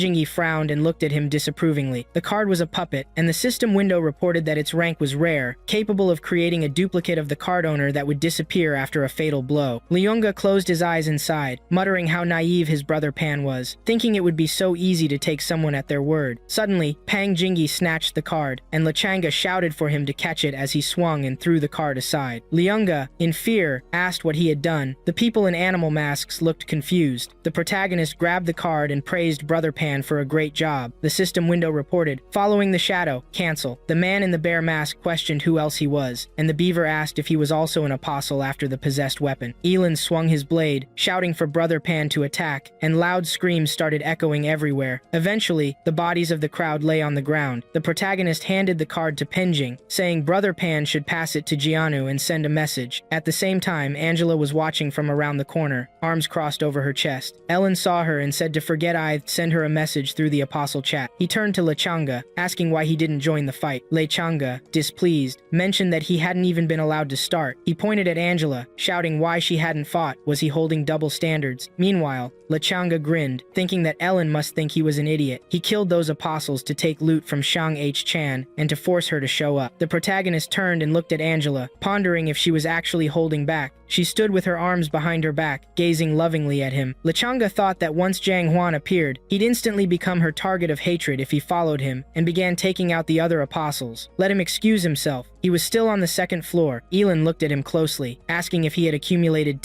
0 death points. Lechanga was surprised, and the protagonist reminded him that their mission was real the penalty. For failing it was losing 0 death points, and if that wasn't enough, he'd be destroyed. He wondered if it was better to kill these apostles than to rack up enough death points in case they failed the mission. Ellen told him to go, and Lechanga raised his eyebrows in fear. He had planned to use Ellen to eliminate the apostles, making him Shang Huan's prey and forcing her to appear. He was just trying to prepare an escape route. He was on the second floor and hadn't realized how inexperienced he was. Ellen spoke of killing so coldly, as if he had no intention of sharing their numbers. Yi Lin was a real villain. At that moment, Suwu and Liar Pang were running down the street. Su Shosu turned around, shouting at Arang that they couldn't keep going like this. People in animal masks were chasing them. Suddenly, a system window popped up in front of Liar Pang, telling him that Ellen had sent him a message. He thought about Idol and finally remembered them. Liar Pang suddenly stopped, and Su Shosu asked why. Liar Pang turned and said Ellen wanted them to hurry and join forces with Lechanga, while also leading the tail toward the Lourdes Tower to prepare for Plan B. Su was surprised, asking about Plan B. After a while, Lechanga was running down the street. followed by many masked people. He shouted for them to keep up. Didn't they see the black box behind him? They needed the possessed weapon badly. People were running so slowly. Did they even want it? The man in the cat mask yelled that this idiot had a weapon, cursing him. Lechanga suddenly stopped near a towering flame, thinking this should be enough. The people ran toward it and halted in surprise. Lechanga frowned, saying that high-class hunters often show up as prey. He claimed to be merciful, but to save all creatures, he had to carry a butcher knife. A huge Buddha image appeared behind him, and Luonga screamed he would cut off their lives so they would offer him their death. The system window reported atmospheric sound special effects, no bonus to characteristics. The guy screamed in fear, wondering what was going on. He felt no pain. The huge Buddha pointed at them, and Lechanga said they were in his trap now. This was a great opportunity to team up with him and take them down. He looked ahead, surprised, thinking wait hod, he lost one very important thing. Where was that idiot Pinji? Liunga was scared, realizing he couldn't handle so many apostles alone. Panjani had set him up, and the pig screamed that the guy's ability was based on special effect. She had fooled them. The rooster voiced his displeasure, claiming it was outrageous that that idiot had wanted to hold them back with such special effects. They needed to finish him off. That trick wouldn't work twice. Suddenly, a voice came from behind Liunga, telling him not to be afraid, that his brother was already there. Lechanga turned around, feeling relieved that they hadn't abandoned him. That psycho might not be reliable, but he stumbled upon Su Xiao and Liar Pang running, with masked men following them. Lecha widened his eyes in fear, screaming as the realization hit him now he was terrified, as they had attracted foes even more dangerous than him. At that moment, Shu Tianu stood on the highest floor of the tower, contemplating whether she could term the slaughter of 50 apostles as her limit for this body. She still couldn't reach the level described by the master. The protagonist arrived at the turn of the tower, thinking it was time to pull out his trap. He said they had arrived. Angela asked where he was going, and Yi Lin replied, to the Lourdes Tower. At that point, the boxes fell from the guy's shoulders, and Lechanga yelled in horror that they were surrounded on all sides. What would they do? Liar Pang narrowed his eyes, declaring it was Plan B. Lechanga spun around, asking what kind of plan that was. Liar Pang shouted back that the main target of these apostles was the container with the possessed weapon. How could they throw anything out? They could buy time. He thought they still didn't know their containers were empty. The guy in the bear mask screamed about containers, saying they should dump the possessed weapon. It was his. Lechanga frowned, contemplating the legendary seed of discord. He had expected something like this from Ellen's genius plan, and he wished he could call Leunga the strongest. Liar Pang looked at him and said, by the way, Ellen asked me to ask if you have something like a knife. Lechanga replied, no. Liar Pang said, well, no, that's good. Now Plan B has officially begun. Lunga asked again in surprise, wasn't Plan B about throwing out the containers? Liar Pang looked at Sushu and said, go brother. Su Xiao replied, aha. They started to run away quickly, and Luonga stretched out his hand, shouting. Those people in vegetable and fruit costumes surrounded him and asked if he was going somewhere. Did he want to deceive them and run away? Those containers turned out to be empty. There was nothing inside. Let him throw his container. Changa grabbed the container's belt and replied, he'll give it back, he'll give it back. The people shouted, what's he mumbling? Let him give it back faster. Does he want to deceive us again? Lianga said in fear, no, no way, brothers. Let them wait just a little while. He's coming now. He pressed the knot loose and wondered how to untie it. Who tied this terrible knot like that? Someone screamed. I'm tired of waiting. I should just kill him and take the container. Lecha thought in fear. It's Yi Lin. He was the one who helped him attach the container. Horrible Plan B. Is it him? Yi Lin? May the heavens punish him? After a while, loud screams were heard everywhere. Let them wait. They can stop stepping on his face. Why on his face? At this time, there were masses of people lying near the Lourdes Tower. Angela looked around and asked, all these people? Ellen replied. Shanu tried her best, Angela asked in surprise. Alone? The protagonist looked at her and said, let her be careful. There's a high probability that Zhang Huan will appear there. Angela looked at him puzzled and asked, what? How does he know? Yi Lin turned away and said, first of all, she has a specific goal. It is to hunt the apostles. They killed many apostles, depriving her of prey. She must be annoyed, but she is still holding back since she didn't appear, even after Plan B. What do you think she is waiting for? Angela asked. What is it? The protagonist turned around and said, of course, it's you. She is the strongest among them, and she's not so easy to kill. Besides, she has killed more apostles than all the others. Now she is seriously injured and hiding in a secluded corner of the tower. Isn't this the best time for Zhang Huan to appear? They walked forward, and he asked Shanu how she was doing. She was sitting on the floor and holding her shoulder. Angela began to approach her and asked, is she okay? The protagonist wondered, when did she manage to like her so much? Do they know each other? Angela crouched down, grabbed her hands, and asked, is she alive? Chenu answered, more or less. Suddenly, blood spurted from her mouth, and Angela pulled her head down, pierced her chest with a blade, and said, then let her take advantage and send her to the next world. She turned around and said, the strongest one is dead. Now it's his turn. Angela Angela looked back in surprise and thought, "Wait, where is he?" The protagonist asked. Who told her that she was the strongest? He swung his blade and shouted, "He is the strongest!" Angela's body began to shatter, and she smirked, asking, "Does he really think he can kill her with this? He only destroyed her outer layer." She transformed into Jang Wan and said, "He was lucky with this blow." She opened her mouth wide and screamed, "Yet she was next to him when he tried so hard to find her." Yi Lin asked, "Did it ever occur to her that he knew from the beginning that she, Jan, killed all of the Red Fox's friends? It was highly suspicious that the only one who had direct contact with her was still alive. He just wasn't completely sure, so he took her with him all the time. He tried various ways to anger her and make her show her true colors. After he found out that she was hunting apostles, he killed one of her victims in front of her, and then he discovered he might have killed too few to anger her. So, he killed more." The protagonist imagined all these moments and said he didn't think she would be so patient, so he could only bring her to Jichiano, who was seriously injured, and urge her to act. She played one trick while he played 5 tricks. Jiang Huan pulled down the corners of her lips and thought she had fooled him, but in the end, it was the other way around. To expose her, he killed so many people and even watched his comrade get killed. Who, anyway, is this villain? She pointed her finger forward and asked, "Does he know who she is? But what can he do? There's no need for his 5 tricks. He just talked about 3 tricks and sacrificed his strongest teammate. Why would she be afraid to fight him alone?" Behind her, Shanu's corpse lay. The protagonist asked, "Is that what she was thinking?" Shanu's body turned into a puppet, and the system window reported, "The puppet understudy is damaged." Jinan asked in surprise, "A puppet? Horror!" She fell into his trap, so the real person was hiding there. Janu walked out of the shadows, holding a sword behind her back. Su ran into the room and shouted, "They have come to the rescue. Well, Pangini has chickened out, and Lechanga is still being beaten." Jae-hun stretched out her hand and asked, "Despicable humans, are they going to fight her together?" The protagonist thought, "Humans? That's exactly what he thought." "She is not a human," Shanu asked. "Is everyone satisfied? Are they done talking? Can she fight her?" Ellen walked up to her and said, "Wait, don't do that. The 5th trick will soon appear on the stage. They will fight her one-on-one." He looked at the Night City and said, "This time, they made a big scene in Hating City. They can't handle it on their own." The protagonist thought he should drag this guy into the game and make him help him. Suddenly, a helicopter flew over the building. The voice from the cockpit said, "Captain, they have reached the position. Do you want to land right now?" Imo Rennie, the captain of the special team, sat in the chair and answered, "No," the pilot said, "but they are still hundreds of meters above the top of the tower if they don't go down." Imo Rennie walked to the door and said, "I said no." He jumped out and laughed. "It's been a long time since I warmed up." He tied a rope around the dome of the tower. Yi Lin thought, now is the time. He beckoned with his finger and said, "Come on, let me hit him." Jang Huan rushed at him and screamed. He was asking for death. The protagonist smiled and said, "Let him remember there's no need to be angry." Imo Rennie screamed, "He's a terrible idiot. How dare he drag such a scene into this? Drag his cute granddaughter into it. He should personally beat him to death." He stretched out his legs and pointed towards his face. Ellen dodged, which greatly surprised Imo Rennie. The protagonist said, "Anger affects their decisions." Imo Rennie kicked Jang Wan, and she flew out of the window, breaking the glass. Imo Rennie crouched down and fell silent. Sushu was puzzled. "What's going on?" she wondered. "Was this old man summoned by Ellen? He fell from the sky? Is he Superman?" Lear Pang thought so. He knew that someone else would come to fight for him. An elevator beeped as it arrived on the floor, and Leunga stumbled out, followed by a horde of masked guys. He stretched out his hand and shouted for help, finally relieved that they were there. Mo Rennie, however, looked at the masked men with irritation, freezing them in their tracks. The rooster crowed. He was from the special team, the legendary captain Mo Rennie. If he caught them, they'd be doomed. They needed to escape. The rooster pushed Leunga out of the elevator, yelling for them to forgive him. They were just there for sightseeing, never expected he'd be around. They were leaving. "So long," Sushasu exclaimed in surprise. The apostles were definitely tougher than regular folks and had seen a lot. Why were they afraid of this old man? Elm glanced at her and said it was because Mo Rennie was the strongest person in their kingdom and captain of the special team. Lear Pang asked about the special team. Wasn't that the organization? The protagonist confirmed, "Exactly. The Special Elimination Team, or Special Team for short. It's not an official division and operates out of the public eye. It handles unusual cases in the real world. If a massacre happens in a city but isn't irregular, the special team won't touch it. But if things get weird and ordinary folks can't handle it, then they step in." Mo Rennie folded his hands behind his back, studying Elm, who was having a revelation. Once someone became an apostle, they were no longer ordinary. It was just a matter of time before coming across the special team. But this time, due to to Oli, he had to face Mo Rennie. Mo Rennie spoke, and suddenly, Jiang Huan returned to the balcony, shouting at the old man for daring to attack her. She had no interest in normal people, and he asked for it. She reached for him, but the captain dodged. She thought it was just a lucky escape. Jiang tried to strike again, but Mo Rennie dodged once more. She was frustrated. How was this possible? He was an ordinary person, not an apostle. And old Mo Rennie stepped forward, saying slowly, "Too slow." He stirred up a cloud of dust and pushed the girl back. Mo Rennie wondered why it felt like this kid was playing him, or if he was just misreading everything. Suddenly, a bright energy field formed around him, and he thought, what is this immense pressure? Su Xiao clasped her head, crouching down and screaming. Her body felt so heavy, as if some invisible force were weighing her down. Liunga lay on the floor, breath caught in his throat. This was serious pressure, but was he just forgetting to breathe? The protagonist spread his arms and declared that Jiang had used a skill card. She'd taken down countless apostles and acquired many skills and items from their storage, though she hadn't always gotten something useful. It would be worrisome if Jiang Hu Chan was completely unlucky. Su asked in confusion if this was why he pulled that old man into the mess, making him fight Jiang Huan. Le Pang noted that while the three of them had high strength attributes, they couldn't resist the pressure and were forced to kneel. Why could he still stand? Su Shasu wondered if he wasn't afraid of retribution for how he treated the old man. Xia Sha and Yong Shu manifested under the protagonist's hands. "Lord, he's so naughty," she said. Xia Sha added, "Lord, maybe he should behave a bit more restrained." The protagonist thought it was lonely when souls intertwined. It was rare to meet someone with a soul connection. He didn't want Jiang H. Chan to discover his trump card. Mo Rennie warned them to be cautious. Jiang Huan had vanished. Ellie asked in alarm if he knew her, and Mo Rennie replied, "Of course. Does he really think he came just to teach that boy a lesson?" His team had been keeping tabs on her for days. Suddenly, Jiang Huan reappeared behind them with her hand outstretched, laughing, saying it was hard to deal with a strong person, so she'd change her strategy and take out the weaklings first. Ellen turned, questioning what was happening. This skill from Jiang Huan was reminiscent of his shadow. She swung, hitting Su's head as she hugged Lear Pang, and the system window reported enhanced defense. Lear Pang screamed, amazed. Jiang Huan laughed, bragging about her strong skill. Shan Yu swung her sword, shouting for him to die. Mo Rennie thought, okay, this girl wielded her weapon with conviction and fierce explosive powers. He was precisely the kind of talent his special team needed. Jiang Huan gripped her sword's tip, asking what he meant by good. She thought he was mistaken, believing she couldn't hurt him with a dull blade. She frowned, stating since she craved death so eagerly, she'd grant her wish. Jiang H. Chan swung and hurled Xanu into the air, laughing loudly. Liunga asked what kind of nightmare this was. The blade couldn't even touch her. The system window reported she was running fast. The protagonist wondered if he hadn't figured it out yet. She just activated the Sushu skill, Enhanced Defense. He caught Ganu and embraced her, and she yelled, "What are you doing? We're both going to fall and die." Eln reassured her it wouldn't happen. He could fly. Shiyu looked at him sheepishly, held by Nong's spirit, saying, "Lord, he's lying again." She glanced aside and shouted for him to take care of it. "Lord, Jiang is rushing towards them." The protagonist turned and declared, "Let the world feel Jiang Huan's pain." Jiang Huan suddenly vanished, stirring thoughts of fear. Was she scared? Le Pang questioned in disbelief if she could copy skills. How would they fight her then? Mo Rennie looked up, remarking it didn't matter what ability she had. Le Chenga exclaimed, "Old man knows how to act cool, let's see him around. He's the only ordinary person here. Why is he so calm?" Mo Rennie extended his hand, questioning why, just because no one could defeat him. A massive wave of energy surged towards Jiang Huan, launching her back. He pondered, forgetting what yes or no meant back then, casually refusing the tower's call. Otherwise, there'd be no space for them, the apostles. Mo Rennie clenched his fists, declaring that what she did in the real world as an apostle had crossed all boundaries. He was going to bring her down. Jian Yu Chan lay on the floor laughing, pulling out a card and exclaiming that he was the strongest. Energy enveloped the card, and a giant arrow shot towards Mo Rennie. He clenched his fist, unsure what item she'd just used. But it wasn't his first encounter with an apostle. He had always relied on his fist to crush all their abilities. Energy scattered everywhere, as Mo Rennie remarked thoughtfully that it was just a skill, or item. Parameters were the essence of everything. Only by enhancing their parameters could they ascend to a new level of life. Zhang Vichen asked if that was what he believed. Suddenly, an energy copy of Mo Rennie emerged from underground, and he eyed it fearfully. What was happening? The energy copy lunged at Jiang Huan. She laughed, claiming she would seize his strength. Suddenly veins covered her face as she stood up screaming, "What a majestic sensation!" Her body brimmed with newfound strength in an instant. Mo Rennie approached her, warning them not to get involved. The guys looked at him in confusion. Liunga exclaimed they couldn't even stand up, let alone help. Mo Rennie tightened his fist, stating he wasn't speaking to them. Don't thrust her fist forward, and they touched Lechunga's body. He was thrown back, screaming, "Is this old man really just an ordinary person?" They were thrown back by the shockwave. Lear Pang said, "He's not ordinary ordinary at all. He's not an apostle, but he is the strongest man," Jiang Huan said in surprise. This old man, her hand shook as she stated she copied and absorbed 80% of his strength, but he still managed to break her arm. The protagonist appeared behind her and put a blade to her throat. The system window reported a shadow. He said, "Let Haim excuse me. He can't help but slit her throat." Moreni looked at him displeased and said, "He's a minor. Didn't he tell them not to do anything?" On the floor lay the body of a girl in a huge pool of blood. Ellen wondered. Xiaxia looked at him and said, "Her master. It seems he can sense her." Suddenly, a guy came out of Jiang Huan's body and said, "Despicable. He destroyed another layer of him." Zanu screamed, "This Ellen! This is the guy she chased on the Gi-13 electric train." The protagonist thought, "I knew Ida was the one who killed the former owner of the Honorless Soul, derailed the train, and sent the bomb as a gift to Leunga." He remembered fragments of those moments and cried out, "He is the Red Fox." Jiang Huan laughed in response. "Liar." Pang frowned and asked, "What? He's joking? He means that this man has disguised himself as many people." The protagonist said he was afraid that this male body wasn't his either. Moreni pushed off the floor and cried out, "He talks too much when he comes face to face with the enemy. Let him die." Yi Lin looked at him in confusion, and his hands were bound by an energy chain. He thought, "What is this?" System windows with errors appeared in front of Moreni. The protagonist said, "Mr. Mo, he can't hit him. They are in another space with him now." A bright energy flow covered the chain. The system window said, "Welcome to dual space, D24. Lechunga screamed, "Ellen!" and that person disappeared. Liar Pang asked in horror, "What kind of skill is this? It's so scary. Is this a strong control skill?" Moreni frowned and thought, he came there personally, but still, everything got out of control. At this moment, the protagonist thought, did he use such a rare card as a duel? We need to dismantle the things he asked them to quietly take away from the Joint Investigation Department. Xiaxia replied, "Yes, sir. Zhang said he didn't want to use this trick, but he couldn't defeat this old man. He is strangely strong. I could only avoid fighting him. In any case, he is not an apostle, so he is not my target. Ellen thinks he is the strange one." Jiang Huan looked at the chain and laughed, saying, "As he says, now there's only him and him. They are bound to each other by the power of the rules. He won't come out until one of them dies." The protagonist asked, "Is he a death spirit that actually snuck into the real world from the inner world?" Jiang Huan asked in surprise, "How does he know this?" Ellen presented a huge towering sword and spoke. He was wondering what the reason could be. Could the tower issue such a strange quest in real life? A group of apostles were asked to kill another apostle, but if he changes his point of view, then the next question arises. What is on the opposite side of all the apostles? The answer could only be, the protagonist said, a death spirit. Jiang Huan spread his hands and said since he found out who he was, he has nothing to hide. Before he died, he had two skills. The first was to copy the skills of others. The second was to obtain the body of an apostle after killing them, and use that body as a protective layer. He rushed forward and shouted, he can now copy the skills from him. He has what he has and what he doesn't have. He's already killed so many apostles. There are many defensive layers that can be used. Yinan asked in surprise. What? Ellen replied. He took away some bombs from the Joint Management Branch. Jiang Huan opened his mouth in surprise. The male lead said, didn't he use bombs on the train, film studio, and Central Square? Since he likes bombs, he should give him as many as he wants. Jiang Huan sent him off, and at that moment, an explosion occurred. His body changed into a dark-haired girl who laughed and asked, he never learns, right? Didn't she tell him she has plenty of defensive layers? He's just wasting his time. The male lead said, what a coincidence, and he took a lot of bombs. Jiang Huan said, it's suicide. If the bombs explode at such a close distance, then so will he. The protagonist did a few somersaults and said, she has nothing to worry about. There was a big and bright explosion. Jane Vichin rose in the smoke and said, he doesn't have any terrible morals. He broke all his defenses with this suicidal attack. She laughed and said, however, after such a series of powerful explosions, there shouldn't even be ashes left, right? In the end, she wins. Stupid people. Suddenly, a bone arm pulled toward Jiang Huan's neck. She screamed, how is this possible? This is impossible. How did he survive? The protagonist smirked and clenched the blade. His arm began to recover, and Jiang Huan thought, his damaged body is actually regenerating. This is not scientific. She copied all of his skills. He doesn't have such a skill. The protagonist asked who told him this skill. He thought it was the same body enhancement he got last time. Ellen swung the blade, and Jiang Huan dodged it, thinking, good thing she copied that girl's skill. This dagger can't hurt her at all. She asked, is he an idiot? She said she copied all of his skills. He sees that the dagger couldn't even hurt her, and he's trying to do it again. The protagonist stabbed the blade into her stomach and asked, really? Jiang Huan said, wait, why? How did it hit her? This is wrong. Yi Lin smiled and said, the blade has become 3 times stronger. She can't stand it. Xia and Yongshu held his hand from different sides. Ellen said, she has so many lives. They will have no more chances of not winning if they act from the beginning, but he had to play dirty to win a common villain problem. Jang asked, why does he continue? He already stabbed her. The protagonist smiled and answered, because he deeply understands the importance of repairing knives. His eyes lit up red, and Jang Huan said, wait, that smile, she screamed again. A shrill, loud scream rang out. The protagonist asked, is she dead? Zhang Huan replied, let him stop. Yi Lin continued to stab her and asked, how can she talk if she is dead? And now Zhang Huan asked, will he talk or not? Quickly, her body began to dissolve, and she thought, finally,